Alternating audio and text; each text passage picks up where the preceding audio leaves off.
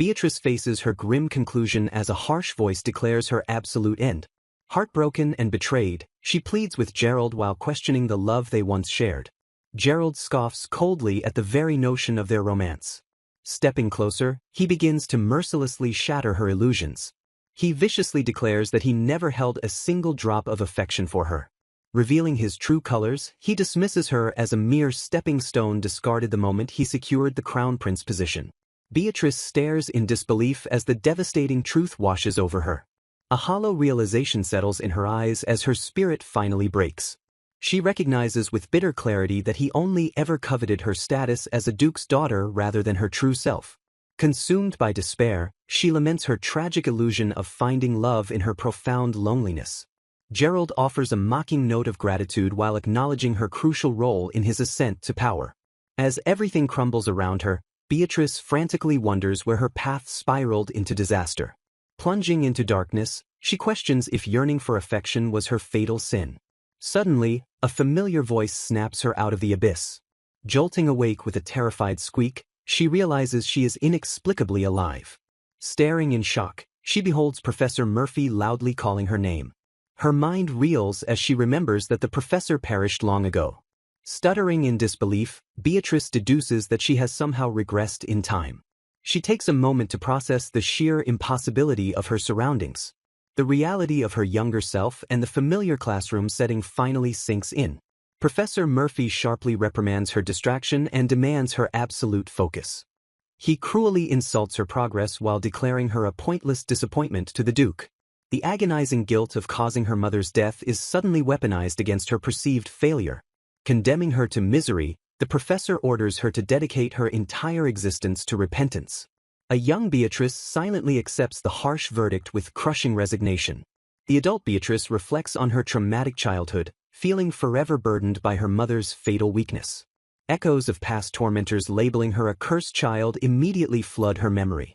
Trapped by her timid obedience, the young Beatrice could only apologize and endure the endless verbal abuse. The overwhelming weight of her past trauma heavily suffocates her in the present. She gazes ahead to grapple with the sudden rewind of her tragic destiny. Studying her youthful features, she bitterly mocks her own pathetic appearance. Beatrice finally accepts the undeniable truth of her temporal regression. With Gerald's future betrayal fresh in her mind, her second chance feels entirely hollow and meaningless. Bereft of the one anchor she thought she had, absolute despair threatens to consume her anew. Paralyzed by fear, she dreads both abandoning her life and facing the agony of death a second time. Defeated, she questions if she is doomed to suffer this agonizing cycle of endurance forever. Suddenly, a mysterious voice shatters her bleak internal monologue. Beatrice gasps and reels from the impossible intrusion. A towering figure appears behind her with a bold declaration of fatherly reliability. Terrified by the abrupt arrival, Beatrice lets out a startled shriek. Continuing from the tragic climax of Beatrice frantically demands to know who the sudden intruder is and how he breached her room. Squinting at the mysterious figure, she realizes with profound shock that his entire body is utterly transparent. Stumbling backward in sheer terror, she immediately assumes the spectral intruder hovering before her is a ghost. The apparition frantically waves his hands in the air and desperately urges the terrified girl to calm down. He quickly clarifies that he is not a malicious spirit and harbors absolutely no ill will towards her. Assuring her that they are staunch allies, he leaves Beatrice utterly bewildered by his sudden declaration of support. Introducing himself formally, the spectral figure reveals his name is Luca and proudly declares himself a mage. Cutting right to the chase, Luca drops the absolute bombshell that he is the one responsible for regressing her time back to the past. Beatrice stares at him in complete disbelief as her mind violently struggles to process this impossible revelation. Confirming her racing thoughts, Luca explains he went through immense trouble to resurrect her while she stammers about actually being alive again. Spiraling into dark self-deprecation, she demands to know why anyone would save someone so useless who died completely abandoned and betrayed. Consumed by her lingering trauma, she aggressively questions the entire point of this seemingly meaningless and unearned resurrection. Scratching his head awkwardly, Luca admits he hates beating around the bush and decides to skip straight to the ultimate conclusion.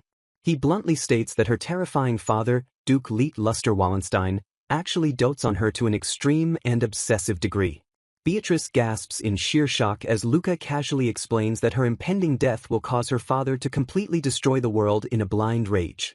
Refusing to believe such an absurd claim, she stutters that it must be a blatant lie because of who her father truly is. She argues that Duke Wallenstein is a renowned and legendary hero who single-handedly saved their nation from a catastrophic crisis 2 years prior. Recalling his overwhelming might, she notes his divine power is so absolute that he is universally praised by all the people. The majestic and intimidating image of her father flashes in her mind as she utters his legendary title as the Duke of Light. Trembling slightly, Beatrice remembers the deeper and much darker truth surrounding their entirely estranged family dynamic. Lowering her gaze in profound sorrow, she firmly believes that her father harbors nothing but deep, unyielding resentment toward her. She tragically rationalizes that since they barely spoke in her previous life, he would never mourn or unleash apocalyptic wrath over her quiet demise. The crushing, enduring guilt of her mother's death firmly anchors Beatrice's unwavering belief that she is completely unworthy of his love. Ignoring her deep-seated doubts, Luca seriously asserts that this violent, world-ending rampage is a horrific reality that actually happened in the future. Utterly overwhelmed by the apocalyptic stakes placed on her shoulders, Beatrice stammers and tries to protest the sheer impossibility of the situation. She insists her fiercely calm father must have had another motive, but Luca counters that all frantic attempts to reason with the enraged Duke completely failed. With all diplomatic efforts utterly shattered by the Duke's wrath, the mages were forced to devise a completely different and drastic approach. Luca dramatically reveals that there is only one singular, desperate method to prevent the radiant Duke from succumbing to utter darkness. To save the entire world from annihilation, the Duke's supposedly despised daughter must simply survive and attain true happiness. Grasping her chest in utter disbelief, Beatrice repeats the word, happy, as if it is a completely foreign and impossible concept for someone like her. Flashing a confident and reassuring smile, Luca points out that gaining a happy, peaceful second life is quite a favorable bargain for her. Her deeply ingrained trauma and profound self-hatred immediately force her to reject his optimistic words entirely. Recalling Gerald's unbelievably cruel betrayal, she bitterly states it would be far more believable if Luca were just manipulating her for political gain. Lowering her eyes in absolute silence, Beatrice remains hopelessly trapped in the suffocating, inescapable shadows of her past betrayals. Acknowledging their massive difference in perspective, Luca smoothly advises her to make her own judgment after finally speaking properly with her father. Shifting back to strict practicality, the spectral mage casually mentions that her second death would cause immense apocalyptic problems for him personally. To definitively prevent the impending destruction of the world, he insists they must implement protective measures and act immediately. Leaning in with terrifyingly sharp intensity, Luca explicitly demands to know the exact identity of the person who brutally murdered her. As Luca explains that the elusive killer masked their magical traces perfectly, the haunting memory of Gerald's cold, calculated rejection violently pierces her mind. Staring directly into the abyss of her fractured memories, Beatrice realizes she must finally confront the phantom of her past to escape her eternal loneliness. Haunted by the memory of her feelings being brutally manipulated, Beatrice begins to panic and retreat. She screams in terrified refusal at the mere thought of cooperating with the spectral mage. Clutching her chest, she desperately vows that she never wants to endure such profound trauma again. Startled by her sudden hyperventilation, Luca frantically asks if she is all right. Realizing her immense distress, he apologizes and gently suggests she rest before they discuss anything further. Raising his hand, the mage begins to channel a soothing, glowing magical aura. A soft and warm light gently envelopes the frantic young girl to calm her shattered nerves. Promising to stay right by her side, Luca reassures her so she can peacefully drift to sleep. He gently murmurs that everything is perfectly fine and she has absolutely nothing to worry about. Drifting off, Beatrice marvels at how safe this ghostly stranger makes her feel despite her overwhelming trauma. The scene abruptly shifts back to the harsh reality of the classroom as the strict teacher aggressively demands she sit down. Beatrice dreads the start of her hellish daily routine while Luca floats nearby and notes the teacher's terrifying demeanor. Observing the strict environment, Luca casually remarks that an adult should be much gentler when dealing with a fragile child. Glancing nervously at the floating mage, Beatrice fears that the professor will notice his close proximity. Luca effortlessly brushes off her concern by revealing that she is the absolute only person capable of seeing him. Oblivious to the spectral intruder, Professor Murphy continues to glare intensely at her trembling student. The cruel teacher demands her attention and viciously claims that the late Duchess cannot rest in peace because of her. Murphy sneeringly laments that the beloved Duchess sacrificed her life to give birth to such a massive failure. Crushed by the verbal abuse, Beatrice apologizes while bitterly reminding herself that she is entirely unworthy of happiness. She desperately holds back her tears, knowing from painful experience that crying will only provoke severe physical punishment. Witnessing her silent agony, Luca drops his casual demeanor and angrily checks on the terrified girl. He furiously questions what kind of twisted abuse this wretched woman is inflicting on a helpless child. Oblivious to the mage's wrath, Professor Murphy aggressively raises her hand to strike the cowering girl. Refusing to let the abuse continue, Luca immediately prepares to intervene with his powerful magic. A sudden and overwhelming magical force begins to violently manifest within the gloomy classroom. Professor Murphy shrieks in sheer terror as the invisible magical pressure violently assaults her senses. Stumbling backward in absolute shock, the bewildered teacher frantically demands to know what is attacking her. She gasps in horror at the sheer audacity of someone deploying unauthorized magic inside the Duke's prestigious household. Immediately shifting the blame, she viciously accuses Beatrice of orchestrating the attack since she is the only other person present.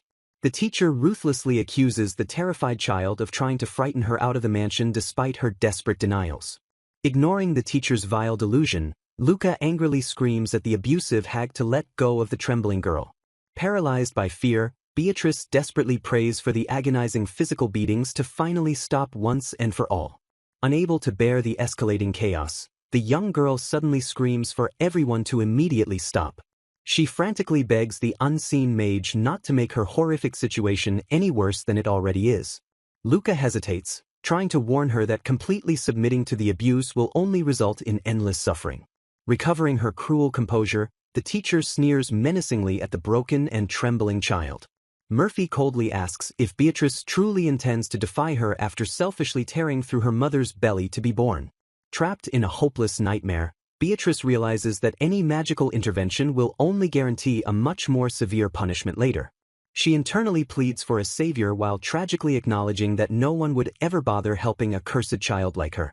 Suddenly, the classroom doors burst open as an imposing and unexpected presence violently interrupts the torturous lesson. A powerful voice suddenly demands to know the cause of the commotion. The imposing figure of the Duke steps into the room with an undeniable aura of authority. Beatrice gazes up in absolute shock and breathes out a faint recognition of her father. The Duke glares at the room and fiercely orders a complete explanation of the situation. Professor Murphy stammers out a pathetic excuse, claiming she only intended to punish Beatrice for using magic. Unfazed by her scrambling defense, the Duke coldly asks why such a punishment was even necessary. The terrified tutor desperately tries to justify her actions by citing her authority as a teacher. Shutting her down completely, the Duke sharply retorts that he never granted such absolute authority to a mere tutor. The immense weight of his freezing glare violently pins the professor in place. Hovering nearby, Luca excitedly pumps his fist and declares that the situation is finally turning in their favor. Leaning in closer, the spectral mage urgently reminds Beatrice of the truth he revealed the day before. He confidently guarantees that the Duke truly loves his daughter despite her lingering doubts. Luca frantically urges her to spill every single hateful thing the abusive woman has ever said and done to her. Trembling with uncertainty, Beatrice hesitates while wondering if telling her father the truth would actually change anything. She fears that confessing will only earn her father's disappointment and provoke the professor's wrath later. Suddenly, Professor Murphy furiously screams Beatrice's full name in a desperate attempt to silence her. The desperate tutor viciously berates the young girl for acting like an unfilial daughter. Refusing to let the abuse continue, Luca angrily points out that the Duke rushed in precisely because he sensed her distress and wants to protect her. The frustrated mage scolds Beatrice for hesitating when her father has just demonstrated such undeniable proof of his love. Gripping her dress tightly, Beatrice realizes the ghostly mage might actually be right. She reflects that no one has ever aggressively scolded her out of genuine care before this very moment. Gathering her fractured courage, she wonders if it would be all right to lean on her father just a little bit. Steeling her resolve, Beatrice finally lifts her head to confront the intimidating man standing before her. With a trembling voice, She tentatively calls out to her father while fighting back her deep-seated fear. She firmly clarifies that she does not wish to blame the professor but merely wants to confirm her father's true feelings. Staring directly into his eyes, Beatrice asks the heartbreaking question of whether she was ever truly allowed to be born. A heavy, stunned silence violently crashes down upon the tense classroom. The Duke's expression darkens instantly as he demands to know exactly what she means by those words. Panicking at the impending doom, Professor Murphy desperately tries to interrupt and silence the girl. Without looking away from his daughter, the Duke commands the trembling tutor to remain absolutely silent. Empowered by his protection, Beatrice tearfully confesses that the professor and maids constantly call her a lowly child who tore through her mother's belly. She reveals the devastating lie they fed her every single day, claiming that her father fiercely resented her for her mother's death. Beatrice cries that she tried to become a perfect lady as quickly as possible just to avoid disappointing him any further. The Duke whispers in absolute, horrifying disbelief as the sheer cruelty of the abuse finally registers in his mind. Turning his terrifying gaze toward the cowering tutor, he slowly repeats the vile insult she used against his beloved daughter. Cutting off any chance for mercy, he coldly orders an end to her pathetic nonsense. Watching the Duke manifest a terrifying weapon, Luca frantically warns that the holy sword should only be drawn in times of divine need. Ignoring the mage's panic, the Duke commands the sacred blade to manifest or face being snapped in half. Gripping the legendary weapon with apocalyptic fury, he vows to completely erase the abusive creature from the world. Professor Murphy screams in sheer, absolute terror as the Duke of Light unleashes his blinding wrath. The Duke pauses, realizing that his immediate fury is misplaced and someone is entirely right. Lowering his weapon, he declares that he has no time to waste on such a pathetic creature when he must prioritize Beatrice's care. With a sharp snap of his fingers, he immediately orders his men to gather and aggressively interrogate all the other servants. The terrified tutor drops to her knees and desperately begs the Duke to spare her miserable life. Ignoring the pathetic pleas for mercy, the towering father turns his full attention back to his trembling daughter. Kneeling down to her eye level, he gently states that he first needs to clear up a massive misunderstanding. He firmly assures her that she is his beloved only daughter and the precious child his late wife left behind, completely refuting the cruel insults. Reaching out with profound tenderness, he softly calls out Beatrice's name. Gazing into her wide eyes, he unequivocally declares that he loves her from the absolute bottom of his heart. He emphasizes his immense affection by dramatically stating that he cherishes her so deeply it transcends all logic. Panicking slightly as tears begin to stream down her face, he hurriedly apologizes for making her cry. Sniffling softly, Beatrice stammers as she struggles to process this overwhelming wave of pure affection. She cries tears of absolute joy, confessing that she wept only because she is finally happy after believing he resented her for so long. Acknowledging his massive failure, the Duke takes full responsibility for neglecting her under the guise of his busy schedule. Bowing his head in deep remorse, the mighty Duke of Light offers a sincere and unconditional apology to his young child. Pulling her into a warm and fiercely protective embrace, he finally gives her the fatherly comfort she has always craved. Resting against his chest, Beatrice realizes she had been blinding herself to the reality of his genuine love. A profound sense of peace washes over her as she finally accepts that she was truly allowed to be born. Exhausted by the overwhelming emotional release, the young girl peacefully drifts to sleep in her father's safe arms. The Duke gazes down at his slumbering daughter with a heavy and guilt-ridden expression. He silently berates himself for allowing Beatrice to suffer so needlessly under his own roof. Resolving to change their future, he vows that his only true desire is for her to simply be happy without having to prove herself. His expression darkens into terrifying fury as he realizes how the mansion's staff plotted behind his back to ruthlessly torment her. A suffocating and violently oppressive magical aura violently erupts from his towering frame. With eyes burning with absolute wrath, he menacingly declares that a thorough and merciless investigation is now inevitable. Sitting at the dining table, Beatrice nervously stammers to get her father's attention. The imposing Duke pauses his actions and softly asks what is on her mind. Blushing awkwardly, she points out that she is perfectly capable of eating by herself while enduring his intense stare. Sweat dropping from the sheer awkwardness, she internally questions the bizarre nature of this situation. The Duke instantly deflates in visible dejection and quietly acknowledges her request. Panicking at his sudden sadness, Beatrice frantically backpedals and claims the food tastes much better when he feeds her. Instantly perking up, the Duke flashes a soft smile and happily agrees to continue. As he gently feeds her, he cheerfully thinks to himself that his daughter is absolutely adorable no matter what she does. Observing his overwhelming affection, Beatrice reflects that her father never spoiled her like this in her previous life. She silently wonders how the dynamic between them changed so drastically overnight just by clearing up a misunderstanding. Suddenly, a polite voice interrupts the tender moment, urging the Duke to keep his extreme doting in moderation. Beatrice glances over and recognizes the newcomer as Julius Hank Carson, the Duke's official secretary. Remembering their lack of interaction in her past life, she nervously prays that Julius does not secretly resent her birth. Julius kindly reassures the confused girl and smoothly asks her to indulge the Duke's overwhelming affection. While the Duke threatens to sever the secretary's head, Julius calmly explains that his Grace had held back for years because she used to cry in fear whenever he approached. Pivoting the conversation, Julius announces they have summoned a trading company and urges Beatrice to request absolutely anything she desires. Touched by the grand gesture, the young lady softly expresses her heartfelt gratitude. Julius gently waves off her thanks and politely redirects her to express her gratitude to his Grace instead. Gazing up at her towering father, Beatrice is deeply moved that he would go to such incredible lengths to treat her so well. Completely flustered by the sheer volume of his love, she struggles to formulate a proper response. Clapping his hands to refocus them, Julius advises her to eat properly and build her strength for a very busy day ahead. Beatrice tilts her head in sheer confusion, wondering what could possibly make the day so busy.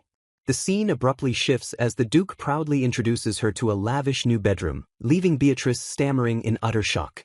He firmly declares there is absolutely no need for her to remain in a room heavily tainted by her past suffering.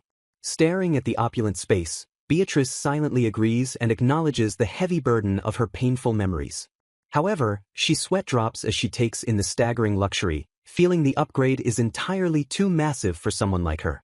Stepping forward, Julius formally announces that he will now introduce her new, hand-picked personal servants. Beatrice is completely floored upon realizing that every servant boasts an impossibly impressive resume, with some even serving at the imperial castle. The grand tour continues as a sharply dressed man formally greets the Duke and Lady Beatrice with a deep bow. The enthusiastic man introduces himself and graciously thanks the noble family for choosing the Fiamma Trading Company. Gasping in sheer disbelief, Beatrice instantly recognizes the man as the highly influential chairman of the famous trading guild. Gesturing grandly to his inventory, the chairman explains they brought their finest dresses and toys perfectly suited for the young lady. The Duke instantly commands them to craft 50 brand new custom dresses, prompting the chairman to eagerly promise a top designer at a later date.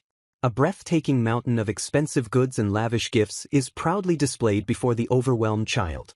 Beatrice stares in wide-eyed wonder, completely mesmerized by the sheer scale of the extravagant presents. Taking in the magnificent sight, she slowly turns her attention toward the vast assortment of plush gifts. The Duke leans in with a warm, tender expression and softly asks if a particular stuffed toy catches her eye. Blushing deeply, Beatrice shyly murmurs that its pure white fur heavily reminds her of her father. Suddenly panicked by her own casualness, she frantically flusters about and apologizes for saying something potentially rude. Deeply struck by her innocent comparison, the Duke sucks in a sharp breath of air and intensely calls out the chairman's name. The Duke suddenly demands exclusive rights to the white bear stuffed toy. He casually offers to pay an astronomical sum of 100,000 gold annually for the exclusivity, which the chairman happily accepts. Overwhelmed by the absurd proposition, Beatrice stammers that her father really does not need to go that far. She sweats nervously as she realizes that terrifying amounts of money are being casually thrown around just for her sake. Ignoring her protests, the Duke tenderly places the large, fluffy white bear directly into her small arms. With a warm smile, he formally declares that the special toy now belongs entirely to her. While she is thrilled to have the bear, Beatrice feels completely lost on how to properly respond to such extreme devotion. The scene suddenly transitions into a flashback of the previous night. The narrative highlights the quiet aftermath of the chaotic evening as the Duke intensely watches over his sleeping daughter. Holding her small hand, he gravely accepts full responsibility for allowing his child to suffer in such awful circumstances. He solemnly vows to exchange more words and physical affection with her to ensure no one can ever take advantage of her again. Beatrice shifts slightly in her sleep and softly murmurs the word, "Father," in her dreams. Struck by her sheer cuteness, the Duke weakly asks his secretary if he can just put off his impending work until later. Julius instantly rejects the request, firmly reminding the Duke that they are extremely busy cleaning up the mess caused by the foolish servants. Defeated by his secretary's absolute logic, the Duke reluctantly agrees to handle his duties.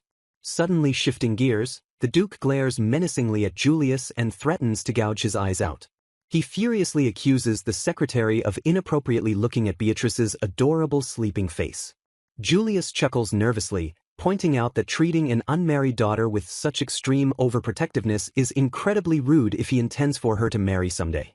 The very concept of Beatrice getting married violently shatters the Duke's composure. Realizing his massive mistake, Julius frantically apologizes and begs the stunned father to forget he ever mentioned marriage. The flashback ends as the conversation shifts back to the grim investigation, with the Duke demanding to know how rotten the mansion's staff truly was.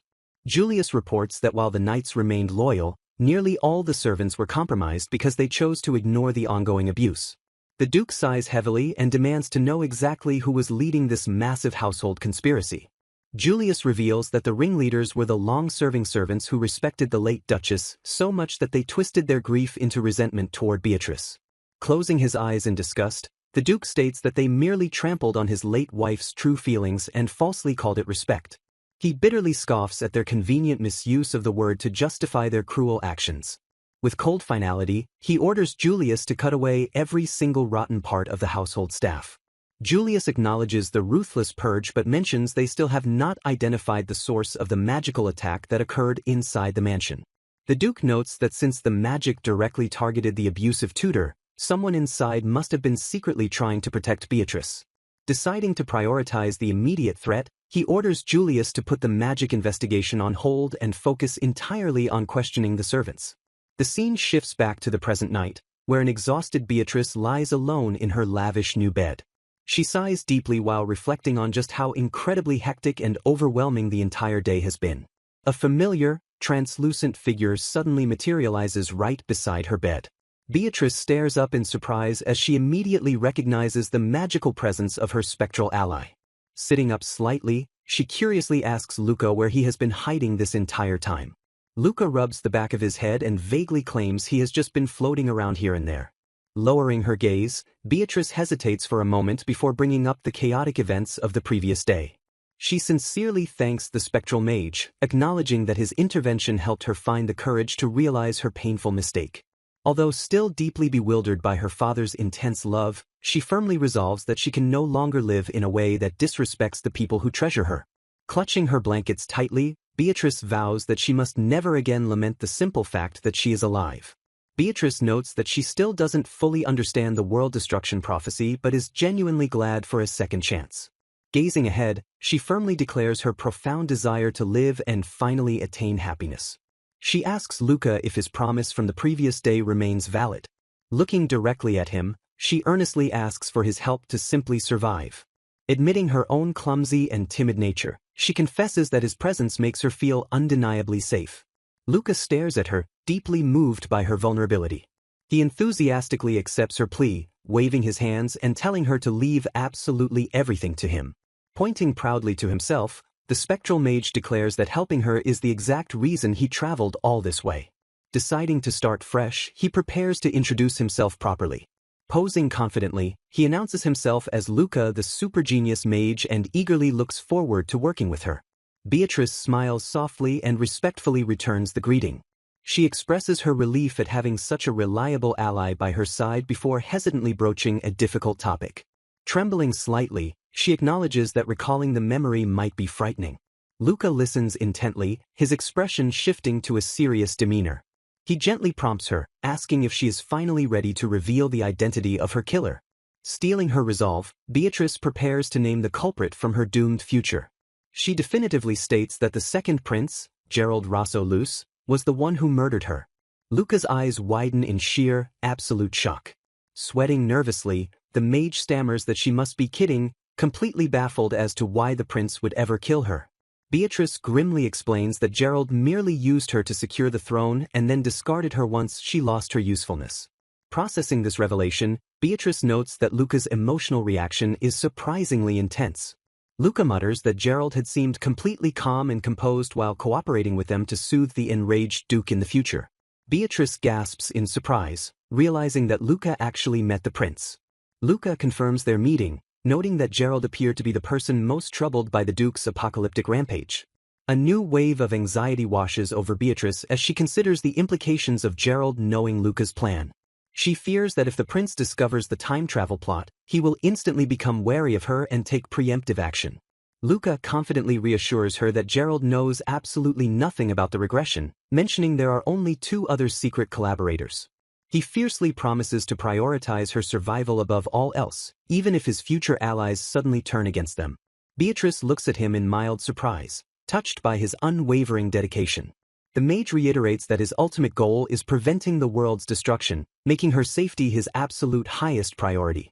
Smiling gently, Luca thanks her for pushing through the pain to share such a traumatic truth. Reminding her of reality, he advises her to get ready since the Duke will likely summon her soon. Beatrice murmurs his name softly, grateful for his steadfast support. As Luca fades away, she realizes he has left her alone with her thoughts. She reflects deeply on the sudden shift in her circumstances. Overwhelmed by gratitude, she acknowledges how truly blessed she is to receive such kindness from both Luca and her father. A small smile graces her lips as she fully embraces her newfound hope. Determined to repay their warmth, she resolves to find a way to give something meaningful back to them. 2 months flash by in a blur of peace, leaving her frantic over what to do next. She nervously realizes that her fated encounter with Gerald is rapidly approaching, forcing her to confront her greatest nightmare head-on. The scene opens with a silent, tense atmosphere as Beatrice contemplates her approaching doom. Luca casually suggests simply ignoring the prince, but Beatrice firmly declares that such an action is completely impossible. She anxiously explains that Gerald will bypass all formalities and come directly to the mansion. Processing this, Luca confidently predicts that the Duke would just chase the intruder away anyway. Flashing back to the Duke's absurd overprotectiveness, Luca notes that the fiercely doting father would never let anyone harm her. Flustered by his teasing, Beatrice lightly scolds the mage for predicting she will become a spoiled young lady. Lowering her gaze, she tragically admits that she unfortunately cannot rely on her father for this specific crisis. She recalls that during the last timeline, her father was away on an expedition, forcing her to handle Gerald's visit entirely on her own. Luca finally understands how she and the second prince originally met. Beatrice quietly confirms his realization with a heavy heart. Looking back, she harshly criticizes her own poor crisis management for growing so close to him after that fateful visit. She tragically notes that Gerald was the very first person to ever speak kindly to her back then. Grasping the full picture, Luca concludes that her ultimate goal is to avoid any contact with the royal. Flashing a confident grin, the spectral mage promises to try and do something about her predicament. Surprised by his sudden confidence, Beatrice hesitantly asks if he truly has a plan. Luca explains that one of his secret collaborators has ties to the second prince, so he will go ask them for help. Promising to be right back, he playfully tells her to be a good girl while he handles the situation. Beatrice timidly wishes him a safe trip as he prepares to depart. Suddenly, a sharp knock at the door shatters the quiet room. The familiar, deep voice of her father calls out her name from the hallway. Gasping slightly, Beatrice immediately recognizes his imposing presence. The Duke politely asks if she has a moment to discuss an important matter. Stuttering slightly in her haste, she quickly invites him inside. Stepping into the room with a young companion, the Duke commands the boy to introduce himself. A spirited youth steps forward and proudly announces himself as Aegis Blitzmont, her newly appointed guard knight. Bowing deeply, the young knight expresses his immense eagerness to serve her. Beatrice stares in slight bewilderment at the energetic newcomer. Her father steps in and formally explains his sudden decision to assign her a personal guard. He reasons that having a highly capable companion close to her age will help her feel much more at ease. Touched by his ongoing consideration, Beatrice softly thanks him for the gesture. She warmly welcomes Aegis while silently wondering if she had caused her father unnecessary worry once again. Aegis beams with pride, loudly declaring it an absolute honor to protect her. The Duke watches their interaction with a solemn, unreadable expression. Beatrice tilts her head, internally questioning the true reason behind this abrupt security upgrade. Sensing her confusion, the Duke gravely announces the main reason for his visit. He reluctantly reveals that he will be leaving on an expedition tomorrow and cannot stay by her side. Stunned by the immediate timeline, Beatrice stammers out the word, tomorrow, in shock. She panics internally, having expected the expedition soon but never anticipating it to happen this abruptly. Lowering his head apologetically, the Duke admits he should have told her much sooner. He confesses with profound guilt that the mere thought of making her feel lonely prevented him from breaking the news. Beatrice tosses in her sleep while desperately pleading with someone not to apologize. Jolting awake with a sharp gasp, she suddenly escapes the suffocating grip of her distressing dream. Reaching up to her face, she gently wipes away the lingering tears from her eyes. Staring down at her trembling hands, she attempts to process the sudden wave of profound emotion. Sitting entirely alone in her dark bedroom, she continues to cry silently without understanding the cause. Confused by her own intense reaction, she softly questions why she is shedding these sorrowful tears. A sudden moment of clarity washes over her as she finally grasps the true nature of her heavy heart. Clutching her chest tightly, she sorrowfully admits to herself that she just feels incredibly lonely. She bitterly scolds herself for being pathetic and feels frustrated that her mature adult mind still succumbs to a child's weeping. Her thoughts drift to a recent memory where her father apologized for his sudden departure due to highly active monsters. The towering Duke urged her to maintain her health and firmly instructed her to rely entirely on Julius for any troubles. Standing bravely before him, Beatrice sincerely wished for her father to take good care of himself during the dangerous expedition. Turning back slightly, the imposing Duke quietly and solemnly acknowledged her heartfelt farewell. Reflecting on the exchange, Beatrice realizes she only understood the true weight of affection after finally experiencing it firsthand. She deeply concludes that once someone directs genuine love toward you, their very existence becomes unimaginably important to your soul. Despite her initial bewilderment at such sudden affection, she happily recognizes that her father's mere presence brings her profound joy. Gazing ahead with a gentle smile, she desperately wants her father to experience that exact same boundless happiness. Pondering her options, she wonders what a small and seemingly powerless child like her could possibly do to repay his kindness. A warm resolve completely settles in her heart as she decides the absolute best gift is to answer his love with her own. Flashing back to the exact moment of his departure, the young girl suddenly called out to stop him in his tracks. Looking up with absolute sincerity and courage, she openly and confidently declared her pure love for him. The mighty Duke stood completely frozen in absolute shock at his young daughter's sudden and innocent confession. Smiling brightly to herself in the present, Beatrice vows to endlessly repeat those exact words of affection from now on. She fiercely promises that her newly discovered devotion will never lose to the overwhelming love he constantly showers upon her. Time effortlessly slips away as the narrative shifts forward by a quiet and relatively uneventful 2 months. She happily notes that she spent those tranquil days peacefully waiting for her beloved father to return home from the battlefield. Sitting entirely alone in her room, she quietly mutters how much she misses him and earnestly wishes for his swift return. Suddenly, a sharp knock echoes against her bedroom door and instantly shatters the peaceful silence. Julius urgently enters the room and politely excuses himself to deliver an incredibly pressing and unexpected report. Startled by his unusually tense demeanor, Beatrice immediately demands to know what has just happened. Panic instantly grips her fragile heart as she frantically asks if something terrible has befallen her father on the distant expedition. Julius firmly maintains a deadly serious expression as he prepares to deliver the shocking and terrifying news. Bowing formally, the stern secretary loudly announces the horrifying arrival of His Highness, the second Prince Gerald Rosso-Luce.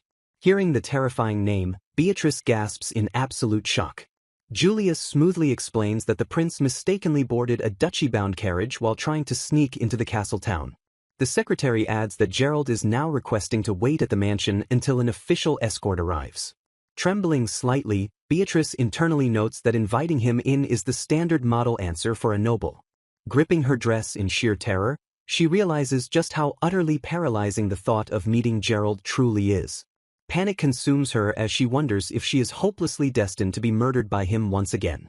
Floating nearby, an equally frantic Luca questions how this happened when his allies promised to keep the prince away. Watching the spectral mage panic, Beatrice despairs over this completely unexpected crisis. She lowers her head and bitterly laments her absolute powerlessness in the face of looming doom. Desperate for any guidance, she stammers her secretary's name while struggling to breathe. Julius steps forward and calmly addresses his distressed young lady. He seamlessly shifts the focus back to Prince Gerald's highly problematic presence at their gates. Without a hint of hesitation, Julius boldly offers to personally escort the unwanted royal back to the imperial castle. Beatrice looks up with wide, shocked eyes at the unexpectedly assertive proposal. Maintaining his perfect composure, Julius rationalizes that they simply cannot invite a guest inside while the master is away. When Beatrice nervously argues that Gerald is royalty, Julius coldly dismisses her concern as entirely irrelevant. He confidently asserts that absolutely no one dares complain since the master of their household is the legendary Duke of Light. Pausing to think, Beatrice realizes her father's actual political and martial authority likely eclipses the imperial family itself. Julius further explains that His Grace fiercely despises letting anyone near her, especially other men. Taken aback by this revelation, Beatrice softly questions if her father is truly that overprotective. Julius stares down at her with unwavering, serious intensity. He challenges her to think about why the Duke keeps the mansion gates permanently locked and forbids her from going outside. Softening his gaze, the secretary firmly declares that every extreme measure is strictly designed to protect her. Beatrice gasps as the profound weight of her father's silent guardianship suddenly washes over her. She reflects that her old, traumatized self would have foolishly assumed he hid her away out of deep shame. Gripping the fabric over her racing heart, she lets go of her lingering doubts. A bright wave of clarity finally illuminates her troubled mind. Tears prick her eyes as she fully embraces the undeniable truth that her father genuinely loves her. Looking up with renewed strength, she realizes she no longer has to carry her heavy burdens entirely alone. Empowered by the Duke's unseen shield, she decides it is time to stop lamenting her own weakness. Steadying her trembling voice, she firmly calls out to her loyal secretary. With unshakable resolve, Beatrice officially orders Julius to escort Prince Gerald far away from their home. Julius bows deeply and formally accepts the command without a second thought. The suffocating tension finally dissipates, leaving behind a peaceful and quiet resolve. Suddenly, Julius breaks his stoic facade with a sharp, terrified gasp. Sweating profusely, he frantically begs her to keep the fact that he briefly held her hand a total secret from the Duke to avoid literal decapitation. Smiling warmly at his sheer panic, Beatrice gently promises to keep his minor transgressions safely hidden. Julius continues to hyperventilate and desperately insists he is completely unready to visit the afterlife. Beatrice watches her highly capable secretary completely melt down in absolute terror. Tilting her head in pure innocence, she genuinely wonders why Julius is so afraid of a man she views as incredibly kind. Beatrice points out that her father is very strict with everyone else, but Julius protests that his gentleness is reserved exclusively for her. Shifting her attention away from their banter, Beatrice notices Julius fiercely arguing with the second prince. Gerald stands his ground outside the gates, maintaining a calm but insistent demeanor as he speaks with the frustrated secretary. Peeking from a safe distance, Beatrice anxiously wonders why Gerald simply refuses to leave the premises. Floating beside her, Luca bluntly states that the prince obviously just wants to make direct contact with her. A wave of dread washes over Beatrice as she wonders if Gerald was already plotting his ruthless ascension to emperor from such a young age. Trapped in her dark memories, she tragically questions how he endured staying beside someone he never truly loved for so many years. Suddenly, a loud commotion interrupts her thoughts, causing Luca to glance over in mild surprise. The heavy mansion gates violently rattle as a grand carriage abruptly pulls up to the entrance. Recognizing the extravagant design, Beatrice gasps in confusion upon realizing the carriage belongs to the imperial family. The carriage door swings open, revealing a highly dignified and imposing figure stepping out into the sunlight. A towering young man with long, elegant hair makes a grand entrance, immediately commanding the attention of everyone present. Floating nearby, Luca groans in absolute annoyance and mutters that the newcomer is just as pretentious as ever. The majestic young man turns his gaze directly toward Beatrice and the invisible mage hovering right beside her. He smoothly raises his hand and waves gracefully, seemingly making direct eye contact with the spectral mage. Beatrice watches the interaction in pure disbelief, realizing that this imperial newcomer can actually see Luca. Luca confirms her suspicion, proudly revealing that the majestic man is actually one of his secret collaborators. Flashing a confident smirk, the mage teases that even a sheltered young lady like her should easily recognize this prominent figure. Beatrice stares in absolute shock, never having imagined that Luca's mysterious ally would be someone of such immense status. She identifies the towering man as the first prince of the empire. A sense of awe washes over her as she speaks the name of Prince Granz. She quickly deduces that in this current era, Prince Granz holds significantly more real political power than Gerald. A wave of profound relief floods her heart as she realizes that having Prince Granz as an ally is incredibly reassuring. Later inside the mansion, Julius approaches Beatrice and notes that since Prince Gerald has finally departed, they have pressing matters to handle. The stressed secretary nervously admits that he must now report the highly volatile incident with the second prince directly to his grace. Sweating profusely, Julius begs Beatrice to deliver the report herself, desperately hoping her presence will prevent the Duke from flying into a murderous rage. Beatrice kindly agrees to help but curiously asks how they plan to contact her father while he is far away on an expedition.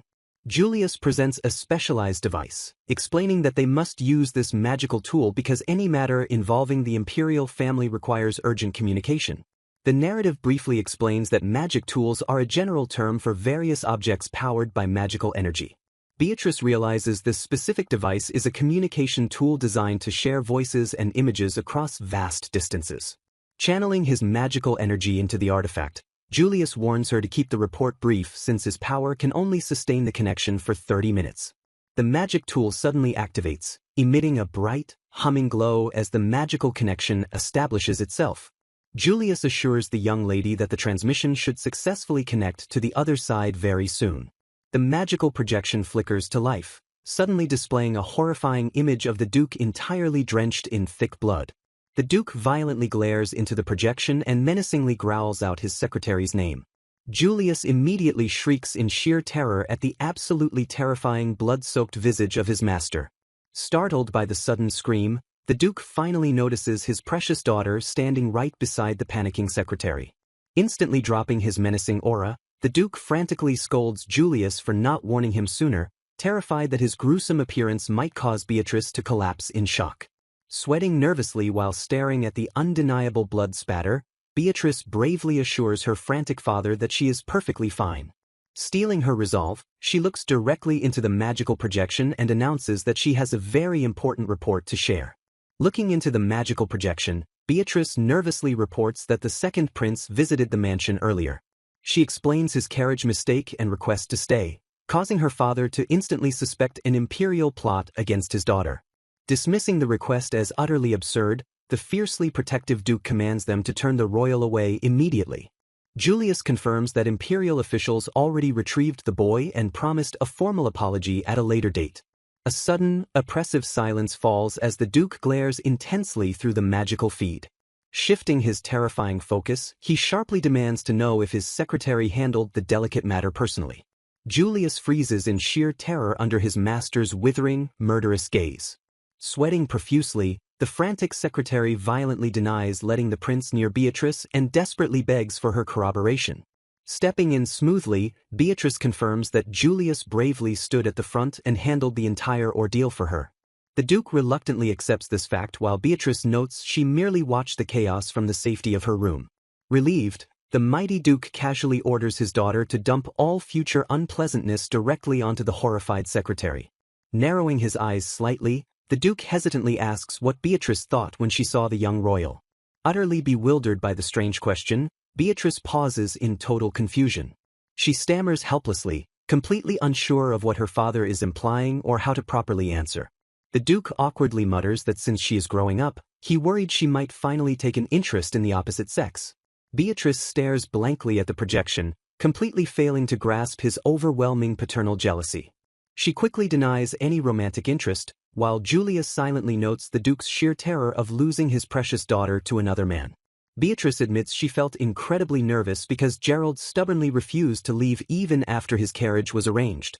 Julius chimes in to add that the prince kept insisting on personally thanking the young lady before departing. The secretary teasingly suggests the prince might have actually fallen for her, instantly triggering the Duke to declare his immediate return. Julius gasps in absolute shock at his master's sudden and entirely irrational decree. Ignoring his soldiers' panicked reminders about the ongoing monster subjugation, the Duke vows to handle the threat himself and leave today. He frantically orders Beatrice to lock her doors tightly and await his arrival by tomorrow morning. Complete chaos instantly erupts on the battlefield as soldiers scream for everyone to flee from the Duke's apocalyptic holy sword. Beatrice gazes softly at the chaotic projection of her fiercely devoted father. Smiling warmly, she happily acknowledges just how deeply he worries about her safety. She gently tells him to take care and promises to eagerly await his safe return home. The Duke's terrifying demeanor instantly melts into a solemn, tender promise to return to her side. The magical projection finally blinks out and leaves the grand room in quiet stillness. Sitting alone, Beatrice admits her lingering anxiety over the royal visit but expresses deep gratitude for surviving it unscathed. She humbly credits her ongoing safety entirely to her father and the loyal staff protecting her. However, a crushing wave of guilt quickly replaces her relief as she laments her own absolute powerlessness. Staring down in despair, she fears that relying solely on others will inevitably drag her back toward her original, tragic fate. Desperate to change her destiny, she urgently wonders how she can stop being such a massive burden to everyone she loves. The scene abruptly shifts to the dead of night as a massive hand gently strokes Beatrice's hair. Stirring from her deep, peaceful slumber, the young girl murmurs softly into the darkness. Blinking her sleepy eyes, she groggily recognizes her father's towering silhouette sitting right beside her bed. The imposing Duke immediately apologizes for waking her up and softly urges her to go back to sleep. Still half asleep, Beatrice confusedly points out that he promised to arrive in the morning rather than the middle of the night.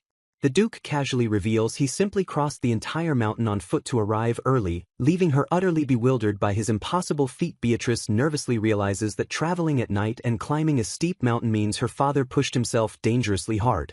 Overcome with sudden guilt, she wonders if her own unreliability caused her father to become heavily burdened once again.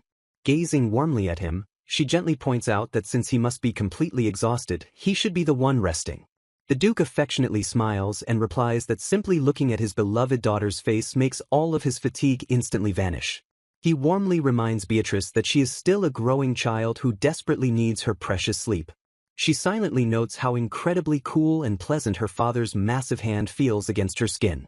Snuggling deeper into her warm bed, she admits that his gentle presence makes her feel undeniably safe. However, a quiet resolve forms as she desperately wishes for him to never push himself or face danger for her sake ever again. Clenching her fists in pure determination, she decides she must gain the strength to protect herself instead of solely relying on others. Suddenly, a massive shock violently interrupts her thoughts, causing her to gasp in utter bewilderment. Waking up fully, she stammers as she attempts to comprehend the completely unexpected situation unfolding in her bright bedroom. A towering, elegant young man stares down at her with a remarkably calm and collected expression. The majestic newcomer casually introduces himself as Granz Ray Luce, the first prince of the empire, noting this is their first proper meeting. Flashing a charming smile, Prince Granz smoothly apologizes for his younger brother's extremely rude behavior from the other day.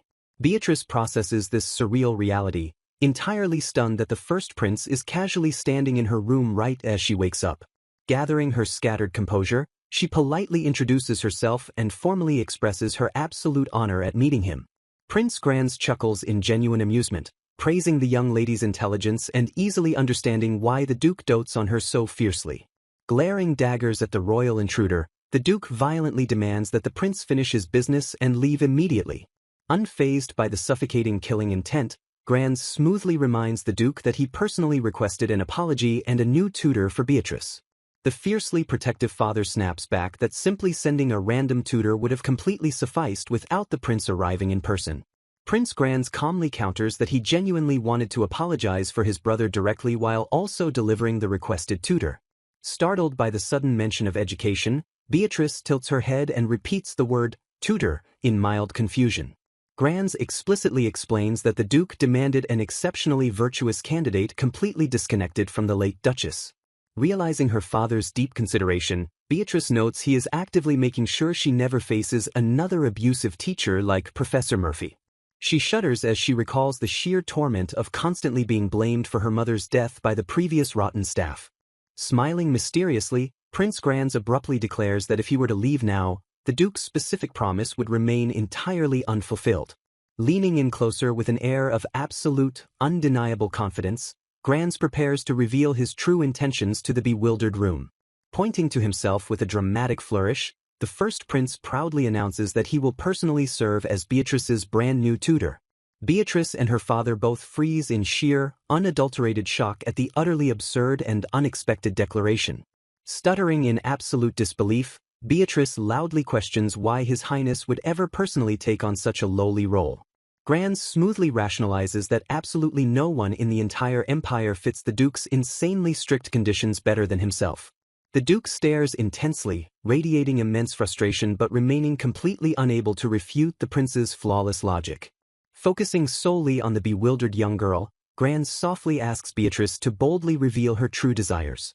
Vowing to never cause her the profound sadness his brother inflicted, the first prince sincerely waits for her to voice her ultimate goal.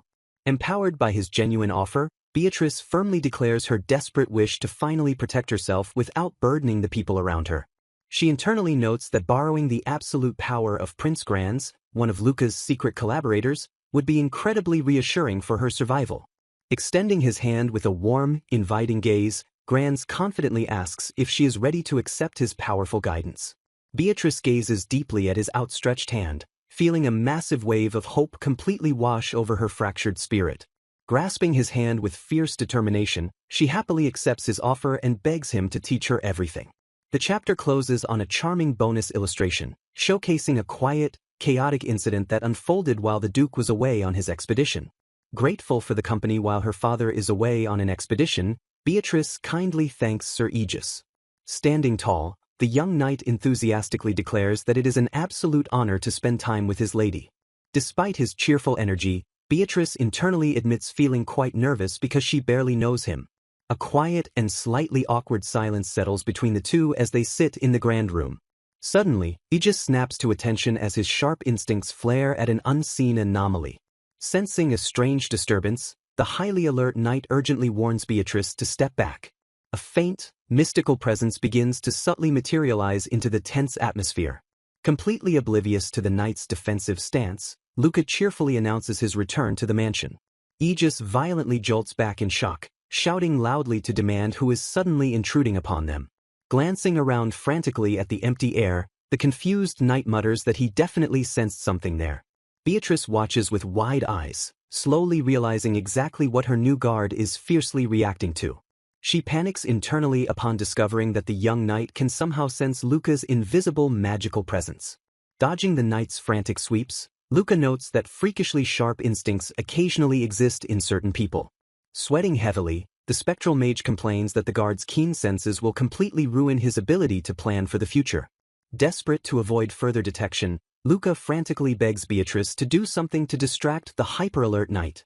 Stuttering slightly under the immense pressure, she nervously calls out to Sir Aegis to capture his attention. She desperately claims that a protective ghost simply haunts the historic mansion, a flimsy excuse Luca immediately assumes will fail. To their absolute shock, the gullible knight instantly buys the story while Beatrice and Luca sigh in immense relief. Dropping to his knees, Aegis earnestly apologizes to the honorable ghost and loudly promises to respect it moving forward. Beatrice points out exactly where the unseen ghost is currently standing while pondering the deeply bizarre situation.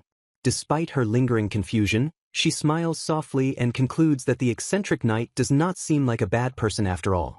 Stepping forward with confident grace, Prince Granz declares his intention to formally introduce himself.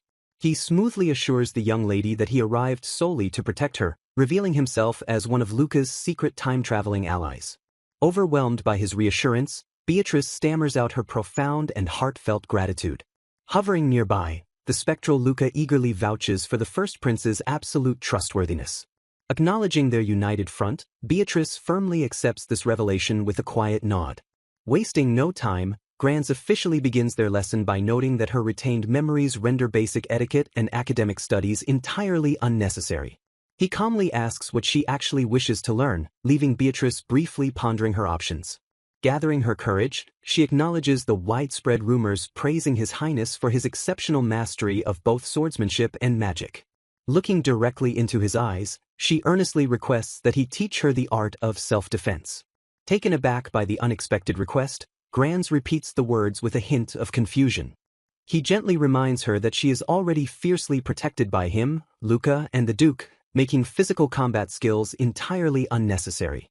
Dropping her gaze in frustration, Beatrice struggles to accept his protective dismissal. Clenching her fists, she passionately shouts that she absolutely despises being a constant burden to everyone around her. Stunned by her raw emotional outburst, the first prince gazes at her in silent realization. Releasing a soft sigh, Granz finally relents and agrees to her heartfelt plea. He strictly warns her to only learn enough to protect herself and vehemently forbids her from seeking out unnecessary battles. Leaning in with an authoritative gaze, he demands her absolute compliance with his strict condition. Beaming with renewed hope, Beatrice enthusiastically agrees and profusely thanks her new tutor. Granz crosses his arms, silently analyzing the best approach to train the fragile young girl.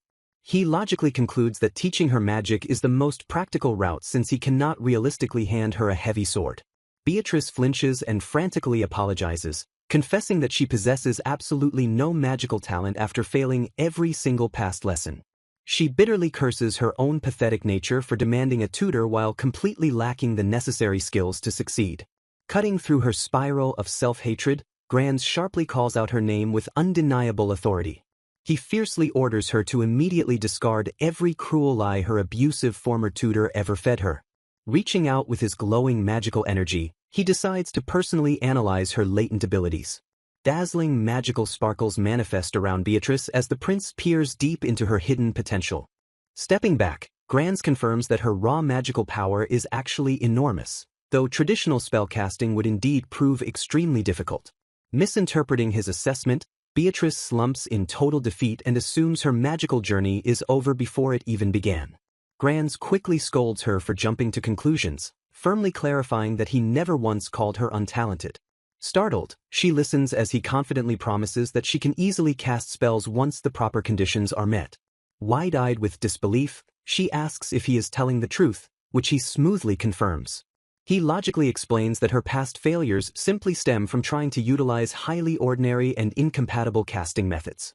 Diving into magical theory, Granz reveals that her latent energy is entirely attributeless. He explains that traditional mages must output power matching their specific elemental affinity, making standard spells impossible for her. Flashing a brilliant smile, he happily notes that attributeless energy still possesses incredible magical utility.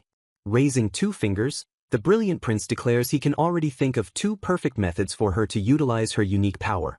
He dramatically announces the first method involves utilizing powerful magic tools, causing Beatrice to gasp in sudden realization. Granz explains that activating these enchanted devices strictly requires raw energy rather than specific elemental attributes. Pointing directly at her, he conclusively declares that she is perfectly capable of mastering these magical artifacts.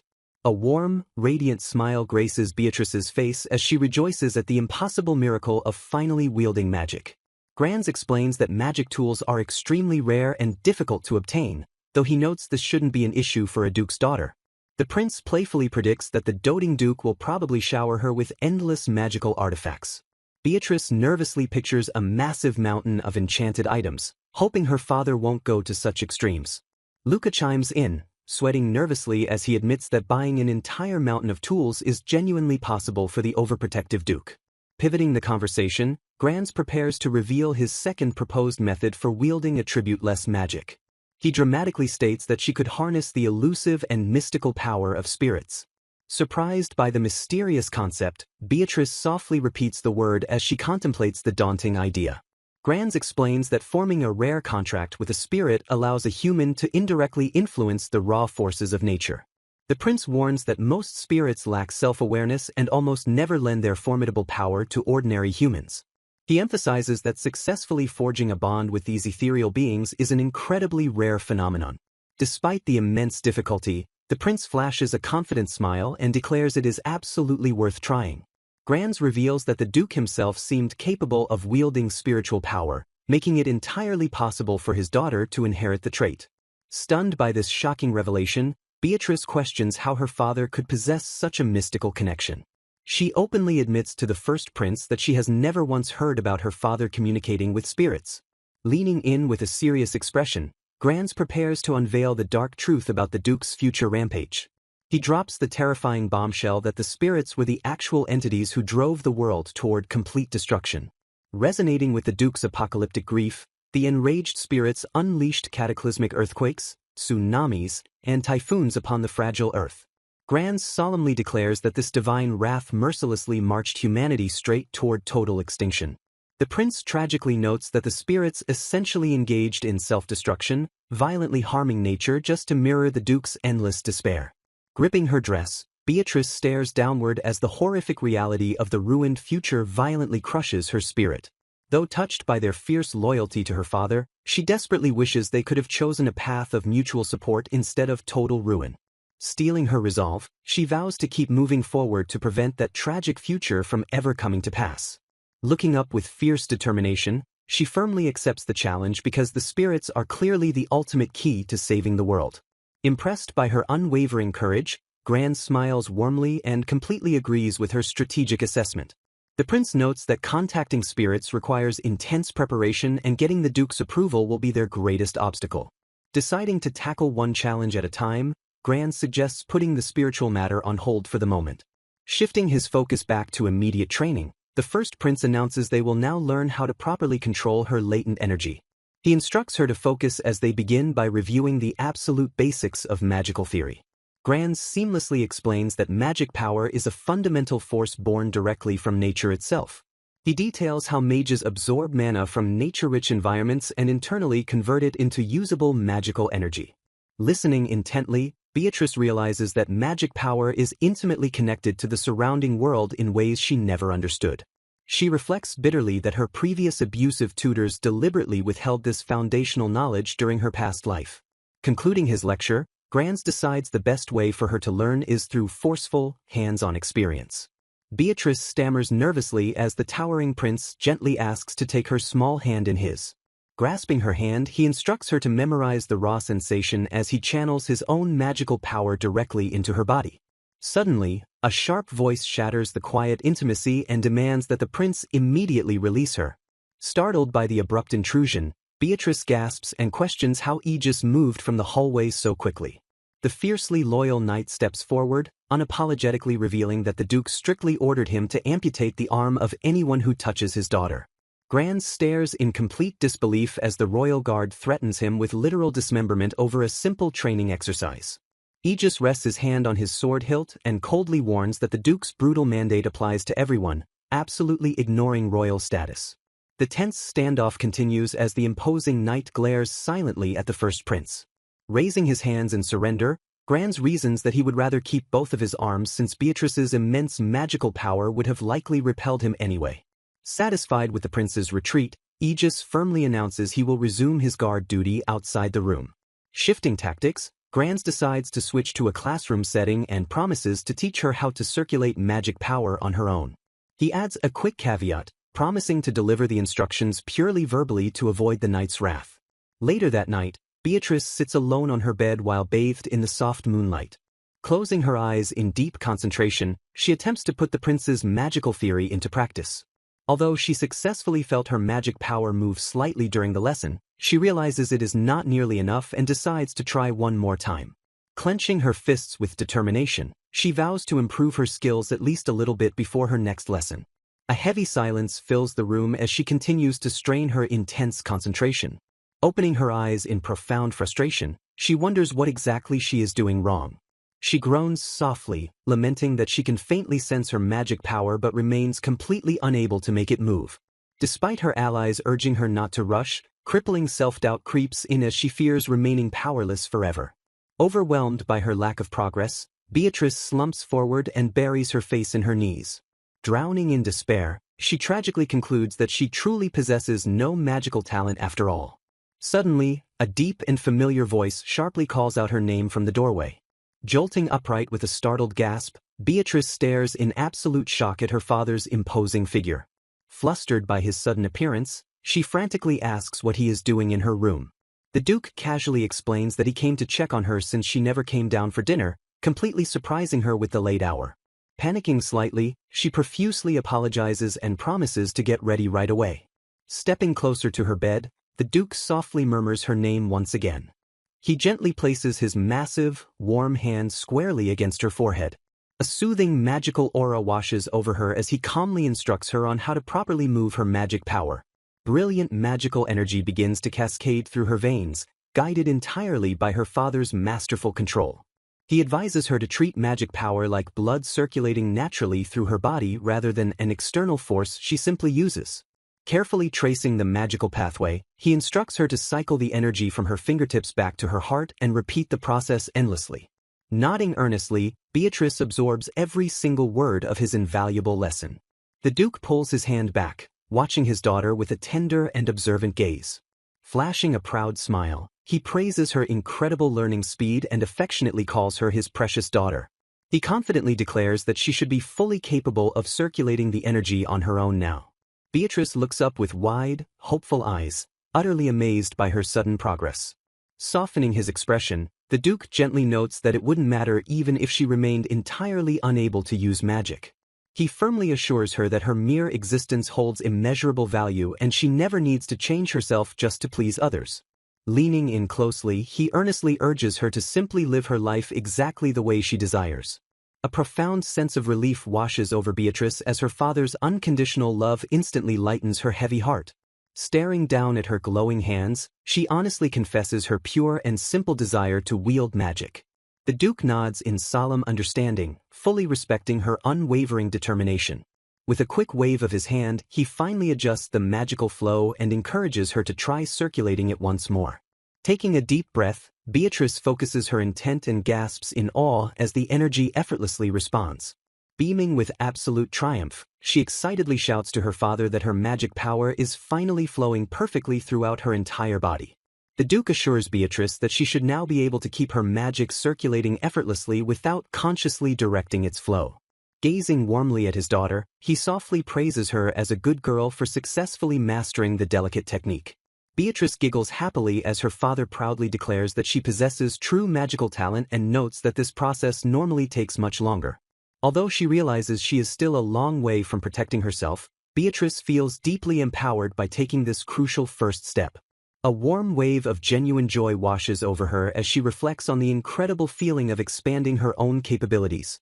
Fueled by her sudden progress, she excitedly suggests that she might even be ready to start practicing with magic tools tomorrow. The Duke raises an eyebrow in mild surprise and asks if she genuinely plans to incorporate magic tools into her upcoming lessons. Beatrice nods earnestly, explaining that her attribute-less magic power strictly requires either tools or spirits as a casting medium. Processing this crucial information, the Duke closes his eyes in solemn understanding of her unique magical condition. Eager to support her, he fiercely declares that he will personally procure the artifacts because he refuses to let her use anything less than perfect. Beatrice stammers nervously as she recalls Prince Granz's terrifyingly accurate prediction about her father showering her with endless gifts. She frantically tries to temper his enthusiasm, insisting that a single inexpensive tool is more than enough for a beginner still in training. Tilting his head in genuine confusion, the overprotective Duke questions why he would ever spare any expense for his precious daughter. Overwhelmed by his bottomless parental devotion, Beatrice can only groan softly while sweating in sheer defeat. Shifting his attention away from magic, the Duke gently suggests they finally head down to eat their delayed dinner. He kindly reminds her that delaying their meal any further will inevitably cause her to miss her strict bedtime. Smiling warmly at his paternal care, Beatrice happily agrees to follow him to the dining hall. As the Duke silently marvels at her extreme modesty and asks if she desires anything else, Beatrice desperately reiterates that one single magic tool is truly enough. Granz shouts in absolute shock, demanding to know if Beatrice has already mastered magic circulation. Beatrice reacts nervously to the prince's sudden and loud outburst. She quickly clarifies that her father actually helped her achieve it, causing Granz to marvel at her amazing progress regardless. Glancing at the items, Granz notes that the Duke predictably showered her with magic tools exactly as he had foreseen. Shifting focus, Granz excitedly declares that they can now move to the next stage since she will easily master activating these tools. Taking a deep breath, Beatrice realizes that conquering spirits will be her next massive challenge. Granz affirms that the spirits and their command over nature are undoubtedly the key to preventing the world's inevitable destruction. Filled with determination, Beatrice earnestly expresses her desire to meet the spirits right away. The prince promises to try and persuade the protective duke regarding the spirits as soon as possible. Pivoting back to the present, Granz suggests testing her newly mastered magic circulation using a physical tool. He advises starting with a magic tool that she is already highly familiar with. Beatrice ponders the suggestion carefully while scanning the lavish assortment of gifts. Recalling a recent event, she suggests using the communication magic tool she handled the other day. Granz holds up the specific device to confirm her choice. Noting its simple mechanism, Granz explains that the tool activates automatically once the supplied magic power reaches a specific threshold. He instructs her to channel her energy slowly and warns that she must constantly supply magic power while the tool remains active. To help her visualize, he advises imagining a calm river flowing in a steady stream about as thin as a piece of chalk. Sweating nervously, Beatrice stammers that maintaining such delicate control sounds incredibly difficult. Granz seriously warns that since her latent magic capacity is on a terrifyingly massive scale, a simple slip in control could instantly destroy the tool's storage component. Acknowledging the danger, Granz turns to Luca to coordinate their next move. Leaving Beatrice's immediate support to the spectral mage, the prince announces he will move to another room to receive the communication. A brief moment of silence passes as Granz departs to set up the connection. Waiting in the quiet room, Luca decides that enough time has passed for Granz to prepare. Urging Beatrice forward, Luca instructs her to channel her magic into the tool while noting that the device cannot recognize his spectral presence. Taking a deep breath, Beatrice focuses her intent and carefully channels her energy into the artifact. The communication device suddenly flares to life, prompting a surprised reaction from the prince on the other end. Granz smiles through the magical projection and praises her for succeeding on her very first attempt. Staring at her glowing hands in pure awe, Beatrice whispers in joyous disbelief that she actually wielded magic. Granz instructs her to maintain the connection for 30 minutes to get the hang of it, to which she eagerly agrees while magical sparkles float around her. A brief, awkward silence stretches as Beatrice internally panics about what they should actually discuss for half an hour. She glances nervously through the projection, struggling to find a suitable conversation topic. Granz watches her carefully, his expression shifting into a serious, contemplative gaze. Breaking the silence, the first prince admits he has been heavily debating whether to bring up a certain delicate topic. Startled by his sudden shift in tone, Beatrice nervously urges him to continue. Leaning in through the projection, Granz bluntly states that there is clearly something she desperately wants to tell him. Beatrice flinches in absolute shock as the prince pierces right through her carefully constructed facade. Granz reveals he has noticed her strange behavior since they reunited at the estate, noting that her avoidance stems from something much deeper than simple dislike. Piercing her soul with an intense glare, the prince directly asks if her hesitation is driven by profound guilt or regret. Hovering nearby, Luca watches the intense confrontation and silently praises the first prince's incredible intuition. The spectral mage acknowledges that Granz is terrifyingly skilled at reading people's hidden expressions and the subtle, guarded movements of their hearts. Granz gently suggests that speaking might actually be easier while they are physically separated by the magic tool. Reassuring her with a warm smile, the prince promises he won't get angry and encourages her to speak her mind. Beatrice stares at the magical projection, visibly wrestling with her deep-seated anxieties.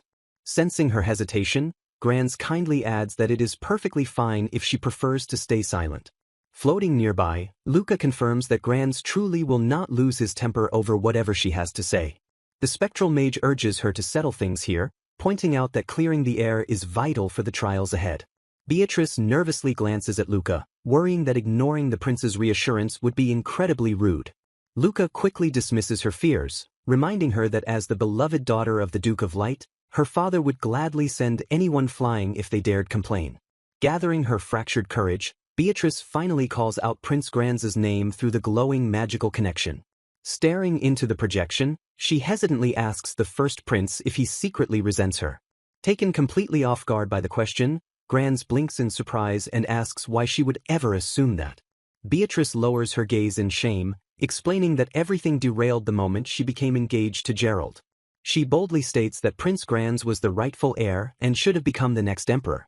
Drowning in guilt, she confesses that her engagement gave Gerald the ducal family's absolute backing, allowing him to steal the throne. Grans thoughtfully acknowledges that her mere existence indeed had a massive and undeniable impact on the vicious succession struggle. However, he quickly asks if she ever actively abused her powerful position to bring him down, which she vehemently denies. Smiling with absolute certainty, the first prince concludes that he has absolutely no logical reason to resent her. He humbly admits he lost the throne simply because he lacked capability, declaring that blaming others for his own failure would be entirely wicked. Deeply moved by his profound grace, Beatrice softly whispers his name as a massive weight lifts from her chest. Embracing his second chance, Grans confidently vows that he absolutely will not lose the succession battle this time around. Beatrice gazes at the magical projection in pure awe, marveling at the prince's incredible internal strength. Flashing a bright, genuine smile, she enthusiastically tells His Highness that she is fully rooting for his victory. Grans chuckles warmly and thanks her, reassuring the young lady that he is firmly on her side as well. Glancing at the magic tool, the prince notes that their allotted time for the magical connection is nearly up. Observing her perfectly stable magic flow, he promises to see her shortly and ends the long-distance transmission. Staring at the fading magical sparkles, Beatrice is absolutely thrilled that she successfully operated the complex magic tool.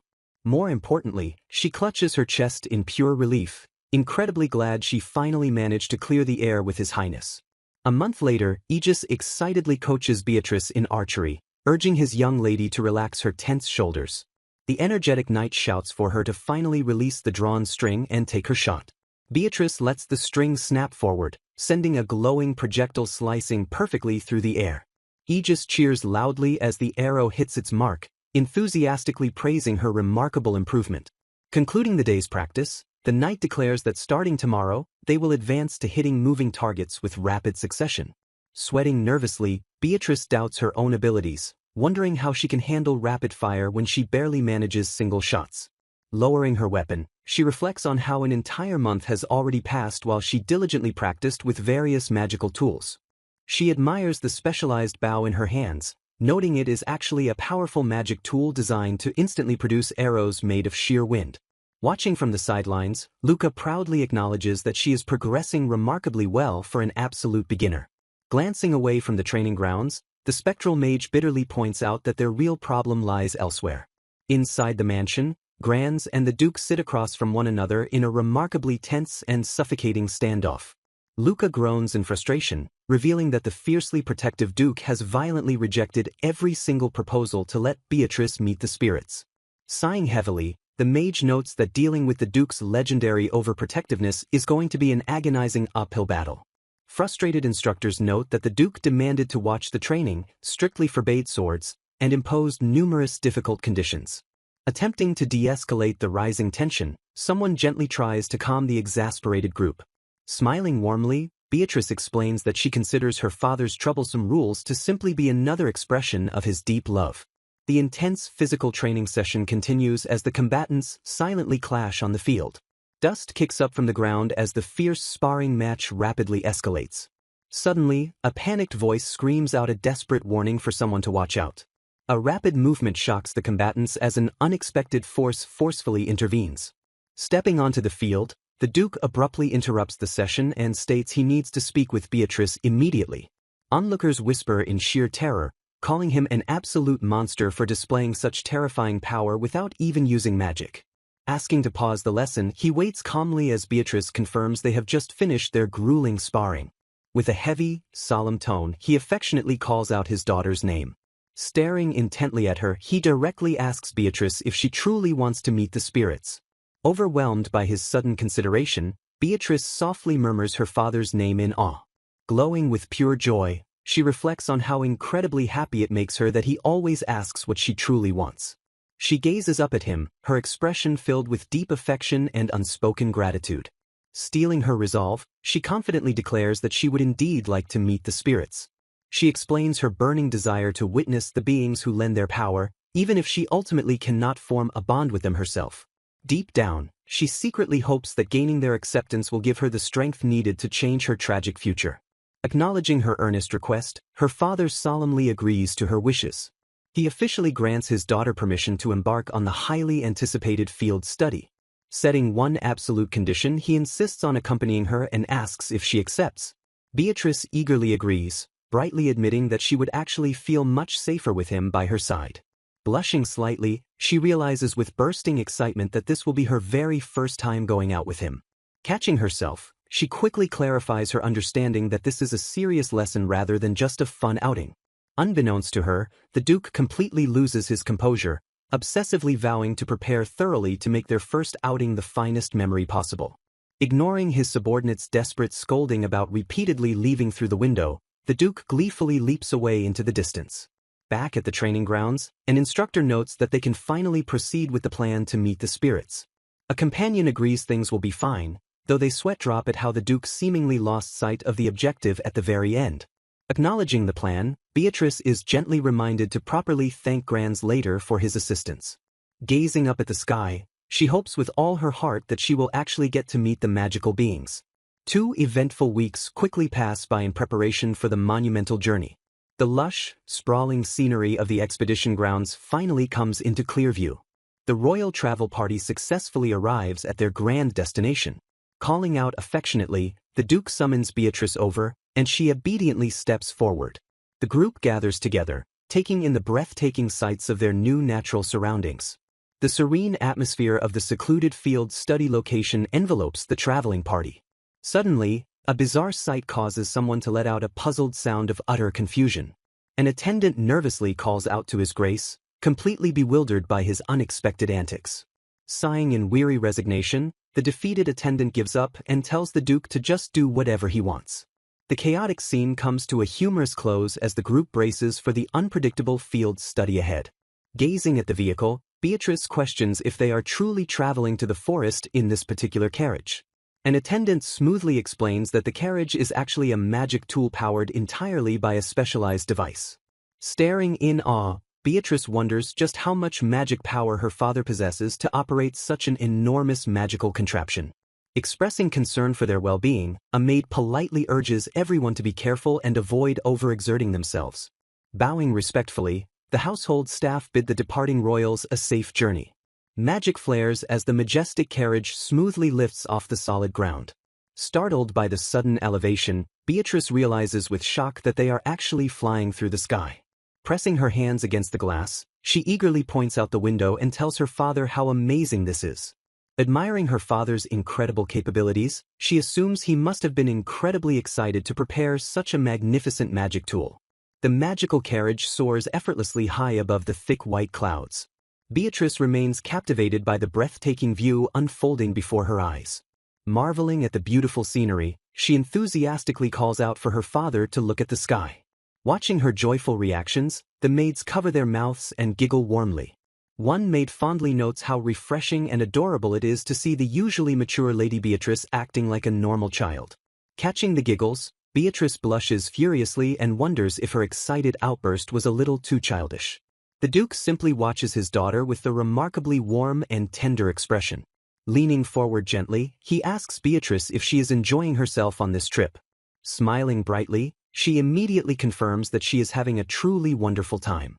A soft, satisfied smile graces the Duke's usually stoic face.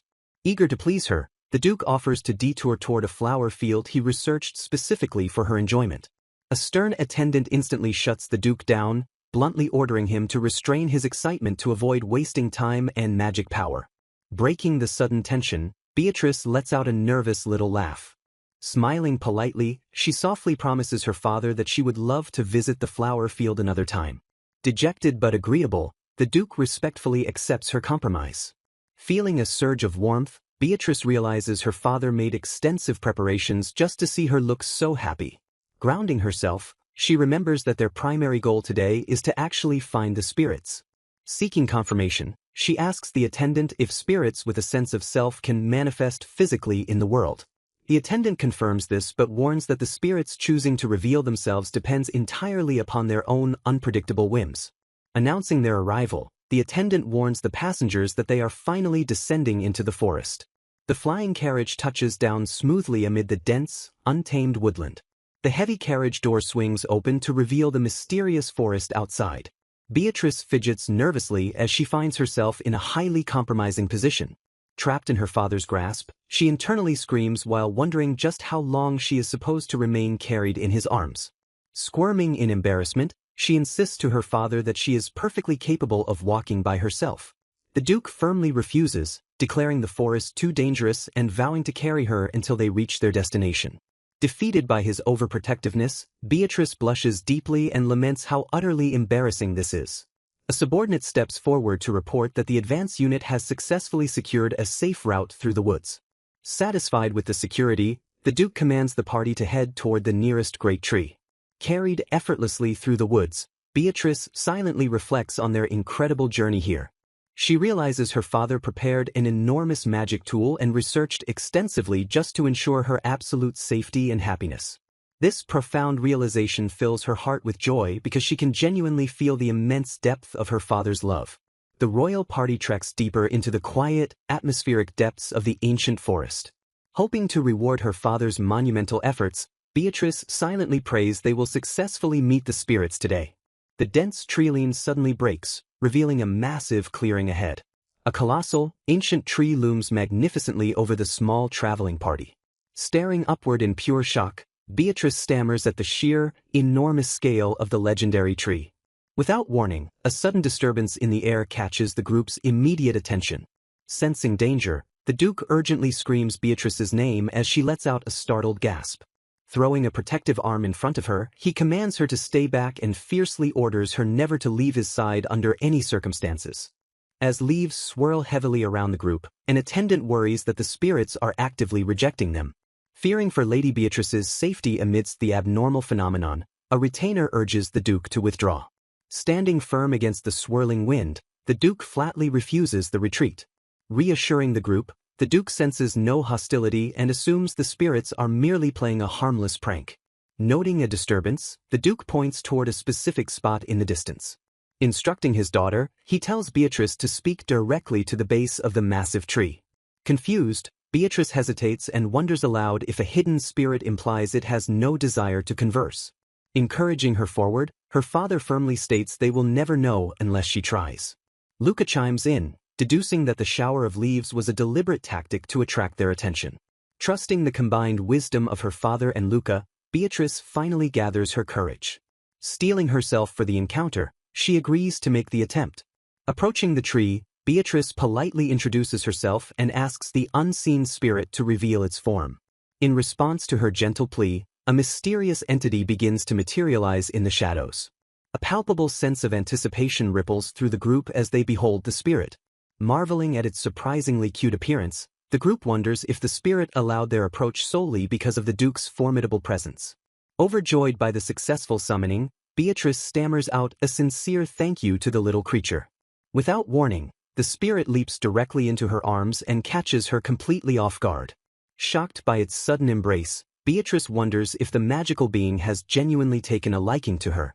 Still processing the unbelievable moment, she marvels at the profound connection forming between them. Doubting her own worth, she suspects the creature's affection stems entirely from her status as the Duke's daughter. Watching the spirit nuzzle happily against her, an attendant notes how incredibly affectionate it is being. Observing the interaction, someone wonders if this particular spirit is simply accustomed to human contact.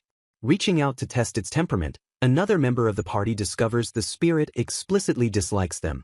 The creature radiates an intense aura to ward off any unwanted interference from the rest of the group.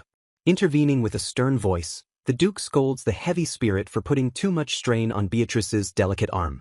The entity reacts to the sudden reprimand from the imposing Duke. Remembering past tales, Beatrice reflects on how the spirits previously lent their immense power to her father. She pieces together that the spirit's friendliness might just be residual adoration for the Duke himself. A quiet realization settles over her as she contemplates her own lack of independent merit. Breaking the silence, the Duke lets out a dismissive huff at the creature's antics. Wasting no time, he commands Beatrice to form a binding contract with the spirit immediately. Confirming the ancient rules, Beatrice verifies that simply offering an accepted name will solidify their pact. Offering completely uninspired suggestions, her father tells her to name it Say or Ray. Overwhelmed by his terrible naming sense, she silently dismisses his overly obvious choices while verbally agreeing. Despite the spirit's earlier friendliness, A sudden wave of crippling doubt washes over her.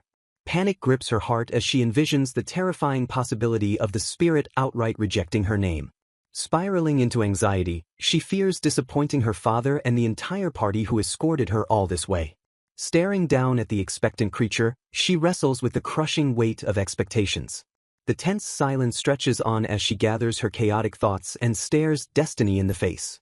Crushing her insecurities, Beatrice firmly denies the fear in her mind and prepares to forge her own path. Beatrice dismisses her insecurities, realizing her father would remain indifferent to the ritual's outcome. She calculatingly notes that securing a spirit contract will grant her magical prowess rivaling a true mage. Armed with this newfound power, she firmly believes she can rewrite history and avert her impending tragic fate.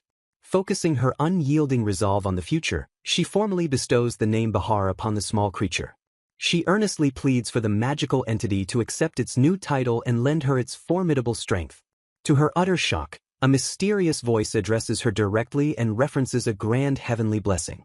The small creature formally introduces itself as Bahar, the revered keeper of spring.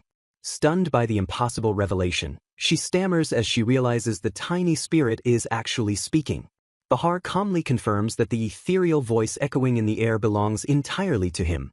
Wide-eyed with utter disbelief, she questions how the creature possesses the complex ability to talk. The spirit smoothly explains that their newly forged contract has successfully unlocked his power of speech. A massive wave of relief washes over her as she realizes the binding ritual was an absolute triumph.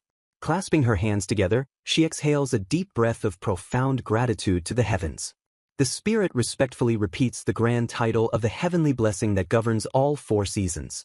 Bahar proudly declares that the keepers of the seasons were birthed into existence specifically to find her. Utterly confused by the deep lore, she desperately asks for an explanation regarding these overwhelming divine titles. The spirit clarifies that the keepers rule over lesser spirits but strictly serve the blessing of heaven. Trying to process the immense hierarchy, she hesitantly asks for the true identity of this extraordinary supreme master. Without a moment of hesitation, Bahar drops the bombshell revelation that Beatrice herself is the prophesied master. She points a trembling finger at herself, completely paralyzed by the world-shattering revelation. The tiny spirit bows deeply, stating his kind has patiently awaited her glorious arrival for an eternity. Expanding on the lore, Bahar adds that the remaining 3 keepers share this exact same eternal devotion. Her mind spins chaotically as she registers the hidden existence of 3 more immensely powerful entities. The spirit warns that his powerful siblings are currently trapped in a deep slumber and cannot be easily awakened. Seizing the quiet moment, Bahar cryptically requests to completely monopolize her attention for this current lifetime. Ignoring her confusion over his cryptic words, the spirit fiercely vows to protect her from all physical harm. Humbled by his intense loyalty, she expresses her deep honor at forging a bond with such a legendary being. Bowing her head nervously, she swears to do absolutely everything in her power to avoid offending her new ally. Sensing her rising anxiety, Bahar gently interrupts her frantic rambling to shift the tone of their conversation. He insists that the keepers are merely extensions of her will and begs her to drop the stiff formalities entirely. Rejecting the casual idea, she stubbornly argues that sacred spirits deserve far more respect than mere tools. As the Duke watches nearby, Bahar sheepishly admits that her overwhelming politeness actually frightens him deeply. Stepping into the awkward conversation, the Duke bluntly suggests they abandon their stiff formalities altogether. Beatrice jumps in pure surprise as her imposing father unexpectedly offers casual relationship advice. Pointing out their mutual discomfort, he flatly orders them to simply treat one another as close friends. Glancing nervously at her new companion, she tentatively agrees to the idea as long as Bahar is comfortable. Despite her father's direct command, lingering insecurities about her own magical worth continue to plague her mind. The tiny spirit brightens immediately and happily promises to relax if she drops her royal tone. With a final authoritative nod, the Duke officially declares the trivial matter resolved. He firmly orders the duo to drop the act and forge a genuine friendship moving forward. Staring at the little spirit, Beatrice quietly contemplates the concept of them becoming friends. She struggles to reconcile her feelings, remembering that until recently, she believed spirits were the monstrous beings destined to destroy the world. The heavy silence stretches as she mentally processes this massive shift in her reality. Shaking off her dread, she recognizes that Bahar will now walk alongside them as a loyal ally instead of a foe. Resolving to take the first step, she stammers out a nervous but warm greeting to the creature. She timidly extends her hand toward Bahar to bridge the gap between them. Offering a gentle smile, she asks the little spirit to be good friends with her from now on. Clearing his throat, Bahar immediately launches into a ridiculously formal and humble acceptance of her offer. Catching himself mid-sentence, the spirit casually corrects his tone and simply says the pleasure is his. Beatrice giggles at the adorable contrast, finding it incredibly hard to believe he was acting so stiff just a moment ago.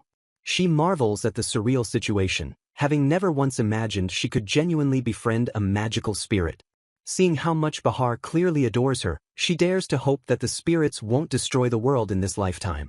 A profound sense of relief washes over her as she realizes she finally possesses the power to protect herself.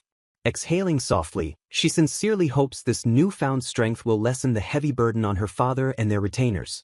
Breaking the quiet moment, the Duke suddenly asks the group if they should head back soon. Beatrice points out that since Bahar confirmed the other 3 spirits are asleep, searching for them would be a waste of time. Staring thoughtfully into the forest, the Duke firmly rejects the idea of leaving. He commands the group to halt their retreat and announces they will stay in the spiritual forest a little longer. The party halts their movements as the serene forest breeze rustles through the massive trees. Explaining his reasoning, the Duke notes that merely walking around such a magical area will serve as a valuable experience for Beatrice. Beatrice glances around the ethereal landscape, taking in the wondrous sights of her new surroundings. Deciding to embrace the moment, she cheerfully agrees that relaxing is perfectly fine now that her contract was successful. Meanwhile, miles away, an anxious attendant calls out to Prince Gerald in his private chambers. The young prince clicks his tongue in sheer annoyance upon discovering there is still no reply from Beatrice today. He angrily laments that he has sent her more than 10 letters without receiving a single scrap of a response. Trapped in confinement, he seethes with jealousy over the rumor that his older brother has been freely visiting the ducal estate. Hesitating slightly, the nervous attendant brings up a troubling piece of news regarding the first prince. Gerald jerks in surprise as the servant reveals that Prince Granz has officially become Beatrice's private tutor. Finding the situation utterly troublesome, Gerald bitterly suspects his older brother is also scheming to secure an engagement with Beatrice. A sly smirk eventually creeps across Gerald's face as he remembers her upcoming social debut. He calculates that since Nobles in the Loose Empire debut at age 7, both he and Beatrice will inevitably attend the Imperial Party. His eyes gleam with ambition as he realizes that becoming her official partner for the event will instantly deepen their relationship. Brushing off his previous failures, he confidently decides there is absolutely no harm in trying a new approach. Dismissing Beatrice as a sheltered, naive girl, he sharply orders Oscar to prepare pen and paper. Gripping the desk, Gerald sneers into the shadows and vows to manipulate her perfectly next time. The scene opens on a quiet, tension-filled moment within the grand estate. Looking up with slight apprehension, Beatrice tentatively calls out to her imposing father. The Duke solemnly acknowledges her and reminds her that the long-awaited debutante party is rapidly approaching. He seriously states that they must immediately choose a suitable partner to escort her to the grand social event. Staring at a massive stack of elegant parchment, Beatrice wonders if the documents are all related to the upcoming ball. Her eyes widen in absolute shock as she realizes the towering pile consists entirely of romantic invitations from hopeful suitors. A dark memory flashes through her mind as she recalls that the manipulative Prince Gerald was her partner in her tragic previous life. Dread pools in her stomach as she registers that the dangerous royal will undoubtedly be attending the event this time as well. Gripped by rising panic, the young lady frantically wonders how she should handle the terrifying social battlefield. Though she knows her attendance is a strict obligation as a noble, she trembles visibly at the sheer thought of facing him again. Meanwhile, the Duke mentally agonizes over the unbearable thought of handing his precious daughter over to another man. Breaking the heavy tension, Julia steps forward to announce that they have thoroughly investigated and narrowed down the safest candidates. Scoffing at the pitiful selection, the Duke bluntly warns her not to expect much from his heavily compromised list. Exasperated by his master's stubbornness, Julia sharply points out that absolutely no one would remain if the Duke maintained his impossibly high standards. Watching the chaotic planning unfold, the tiny spirit Bahar mutters that the entire human event sounds incredibly troublesome. Beatrice readily agrees with her magical companion before suddenly pausing as a new thought strikes her mind. Accepting her inescapable duty, she clenches her fists and resolves to simply do her absolute best to survive the night. Turning to her loyal spirit, she cheerfully asks Bahar to help her select the best possible partner from the overwhelming pile. Interrupting the quiet moment, the Duke slides forward an invitation from Prince Granz and suggests him as a familiar, reliable option. She stares at the royal seal with deep hesitation while acknowledging the logical merit of choosing her current tutor. However, she quickly realizes that selecting the first prince would instantly spark unwanted rumors of a political marriage. Letting out an exhausted sigh, she silently vows to avoid the dangerous royal succession struggle at all costs. Looking longingly at her imposing father, she absent-mindedly wishes she could just attend the party with him to avoid all the crushing stress. A brilliant spark of inspiration suddenly strikes the Duke as her innocent words completely shatter his previous assumptions. As Julius frantically begs his master to calm down, the Duke's eyes widen with the earth-shattering realization that escorting her himself is a genuine option. Focusing his intense gaze entirely on his daughter, the Duke firmly calls out her name to command her attention. With absolute, unyielding certainty, he proudly declares that he will personally serve as her escort. Caught completely off guard by the bold declaration, Beatrice simply stares at him in stunned silence. Horrified by the blatant breach of tradition, Julius desperately tries to intervene before the plan solidifies. The frantic retainer loudly points out that a father escorting his own daughter to a debutante ball is completely unprecedented in high society. Dismissing the historical norms entirely, the Duke smugly counters that no explicit rule forbids it, causing Julius to scream about his blatant sophistry. While Julius angrily brands him a hopelessly doting parent, the Duke stubbornly vows to ignore all gossip if it keeps other men away from her. Watching the intense argument unfold, Beatrice nervously realizes her casual wish had been taken entirely too literally. Observing the chaos, Bahar astutely deduces that the Duke's overwhelming presence would easily neutralize any threat from Prince Gerald. Agreeing with the spirit's tactical assessment, she realizes nobody would dare try anything nefarious while her terrifying father stood directly by her side. Flashing a brilliant smile, she eagerly asks her father to escort her, leaving a defeated Julius weeping tragically in the background. Immensely satisfied with the outcome, the Duke immediately orders a custom dress prepared while Julius loudly mourns the sleepless night he wasted vetting suitors. Glancing at the devastated retainer, Beatrice offers a silent, deeply sympathetic apology for rendering his hard work utterly useless. Despite the incoming social weirdness, she firmly rationalizes that her father is the absolute safest shield against Gerald's devious schemes. A few days later, the attendants gasp in pure awe as Beatrice steps out looking absolutely breathtaking in her finished gown. Sincerely grateful for the support, Beatrice warmly thanks her spirit companion, Bahar. She finishes her final preparations as her elegant dress rustles smoothly in the quiet room. The Duke calls out to Beatrice, asking if she is fully prepared to leave for the impending social event. Confirming her readiness with a confident nod, she states she can depart whenever he wishes. A brief, awestruck silence falls between the two as they take in each other's formal appearance. Breaking the quiet atmosphere, Beatrice warmly compliments her father on his incredibly handsome attire. The Duke smoothly returns the compliment, asserting that he should be the one praising her overwhelming beauty. Swelling with pride, he firmly declares that his daughter will undoubtedly shine as the absolute star of the evening's party. Flustered by his immense praise, she stammers and humbly deflects the overwhelming compliment. Internally, she braces herself while realizing this is her very first social appearance in her current life. She steps forward alongside her imposing father, preparing her mind to face the daunting world of high society. As they walk, she nervously realizes that arriving with her father as her partner will inevitably make them stand out to the crowd. Reading her anxieties, the Duke reassuringly commands his one and only daughter to completely ignore the meaningless words of outsiders.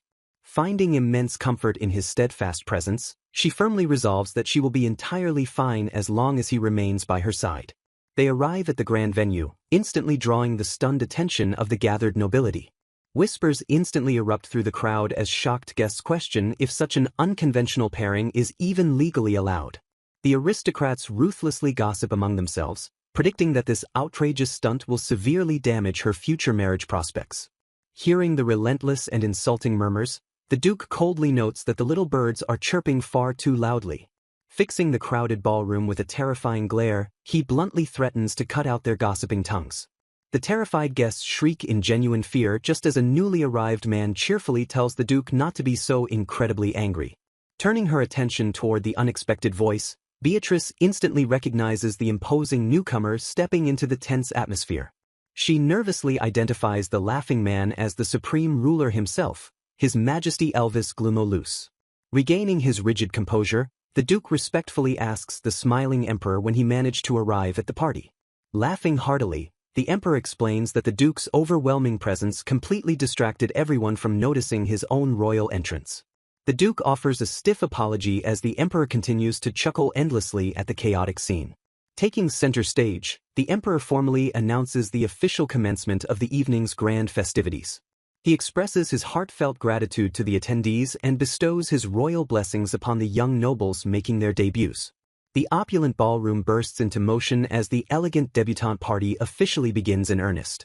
Amidst the lively celebration, Beatrice momentarily distracts herself by wondering if Bahar is doing all right on her own. Since spirits are strictly banned from the venue, she feels a sharp pang of loneliness knowing Bahar is waiting outside in the cold carriage. Her wandering thoughts eventually drift back to her current predicament as she scans the wildly crowded ballroom. Though deeply grateful for her father's protection, she winces at the painful stares and wonders if their unconventional entrance was simply too bizarre. Sensing her growing social discomfort, the Duke gently asks if the gossiping little birds are continuing to bother her. She begins to deny his worries, but her father quickly cuts her off with a fierce and unyielding protective instinct. He firmly instructs her not to protect her detractors, promising to drive everyone out of the room if she merely says they upset her. Smiling softly at his extreme devotion, she assures him that she is truly fine and smoothly redirects the conversation. She proudly mentions that she diligently restudied all her etiquette and dancing lessons specifically for this important night. Leaning in closer to her father, she shyly admits her true inner hope for the long evening. Looking up at him with bright expectant eyes, she playfully asks him to praise her a lot for her hard work. The Duke's stern expression melts completely into a warm gaze as he prepares to shower his beloved daughter with the endless praise she desires. The scene lingers on a quiet moment following her sudden request. Beatrice realizes she blurted out her heartfelt desire without thinking. She instantly regrets her childish demand, completely terrified her father will find her ridiculous. Instead of laughing, the Duke earnestly declares that her mere existence makes her utterly wonderful. Stunned by his response, she listens as he claims her ability to perform etiquette and dance elevates her magnificence to a divine realm. Sweating nervously, she awkwardly asks if his extreme praise is taking things a little too far. Completely ignoring her embarrassment, he continues showering her with adoration by calling her a hardworking light that illuminates the world. Overwhelmed by his intense doting, she frantically begs him to stop because it is far too embarrassing. Blushing deeply, she forces him to agree to save the rest of his overwhelming compliments for another time. Shifting his demeanor to something more serious, the Duke suddenly calls out her name. He steps forward in the grand ballroom and respectfully extends a gloved hand toward his daughter. Looking down at her with a gentle gaze, he officially asks if she would care to dance with him. Taking a moment to process the beautiful gesture, she stares down at his elegantly offered hand. Beaming with genuine happiness, she accepts his request and takes his hand gracefully. The father and daughter step onto the crowded floor and begin to waltz beautifully across the ballroom. Breaking the magical moment, a young nobleman suddenly rushes forward to excitedly call out Beatrice's name. Before the boy can even finish asking for a dance, he shrieks in pure, unadulterated terror.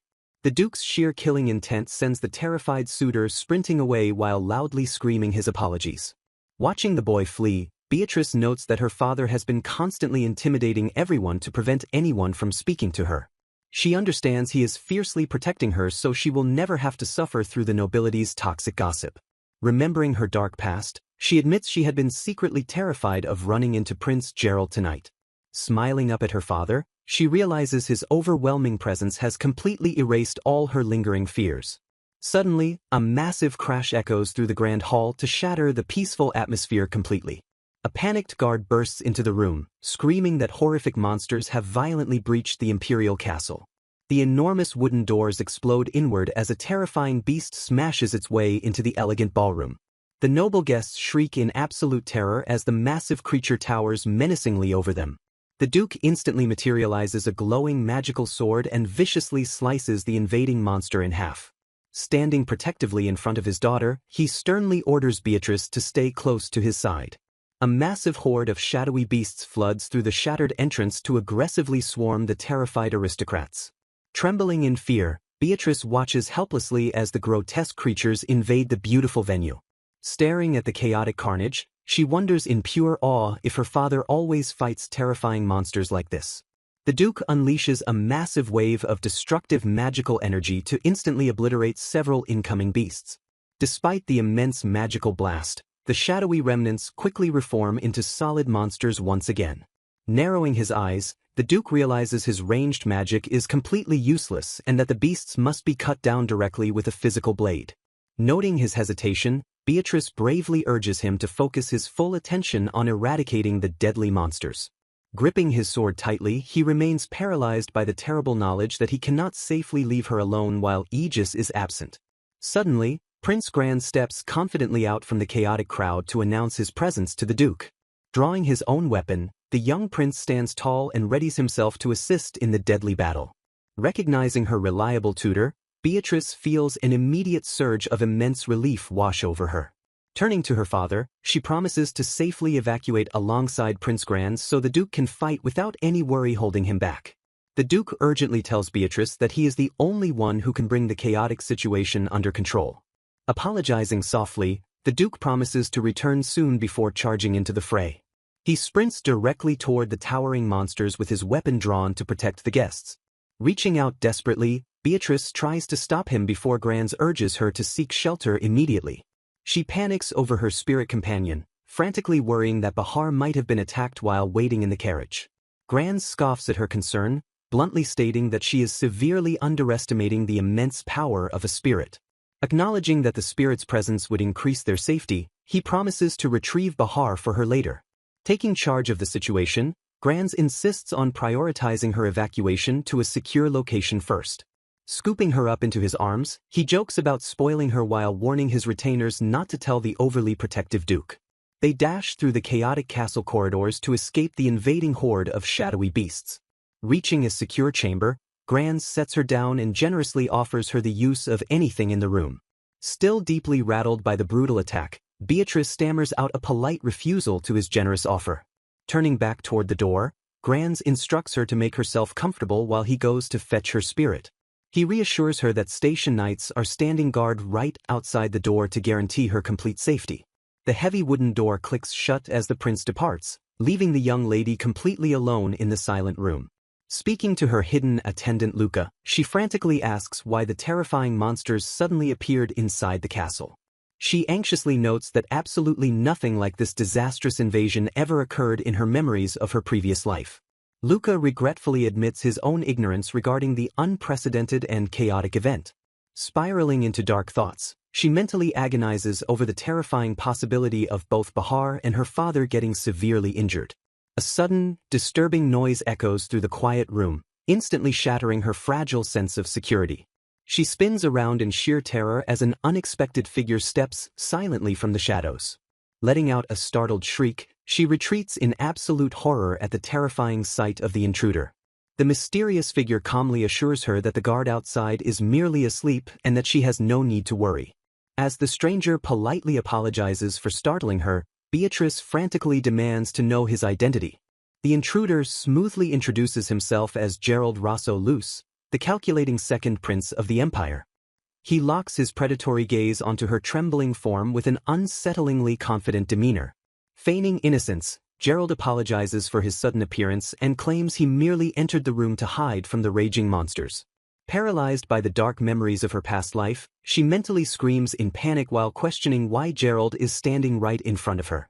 A suffocating tension fills the enclosed space as her ultimate nightmare casually blocks the only exit.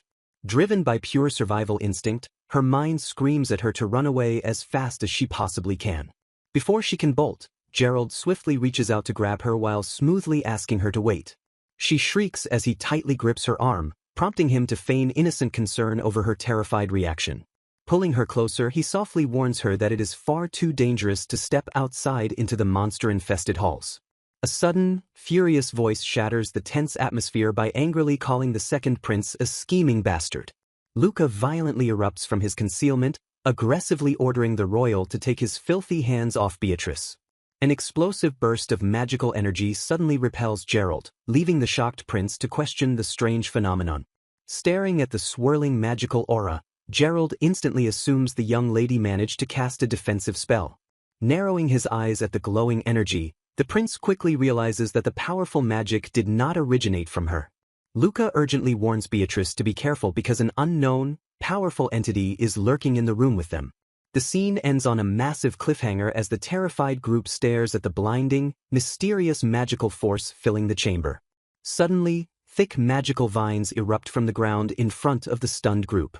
Luca desperately calls out to Lady Beatrice as she falls back in fear. Catching her breath, Beatrice assures them she is fine and quickly asks if anyone is hurt. Confirming Bahar's incredible power, Luca explains that the spirit mowed down hordes of monsters on her way to protect them. He adds that they witnessed the absolute carnage right before finally catching up to her. Stepping into the room with terrifying authority, the Duke furiously demands Gerald explain the situation. The Duke glares down at the young prince with palpable, murderous intent radiating from his rigid body. Feigning complete innocence, Gerald casually claims he does not understand the situation himself. The prince smoothly lies, insisting he was merely trying to calm the distraught girl down.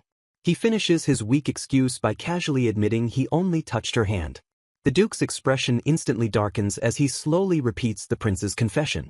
Stepping closer, the terrifying father aggressively asks if Gerald truly dared to touch his daughter's hand. The Duke's rage boils over as he recounts how the uninvited prince dared to touch Beatrice without permission.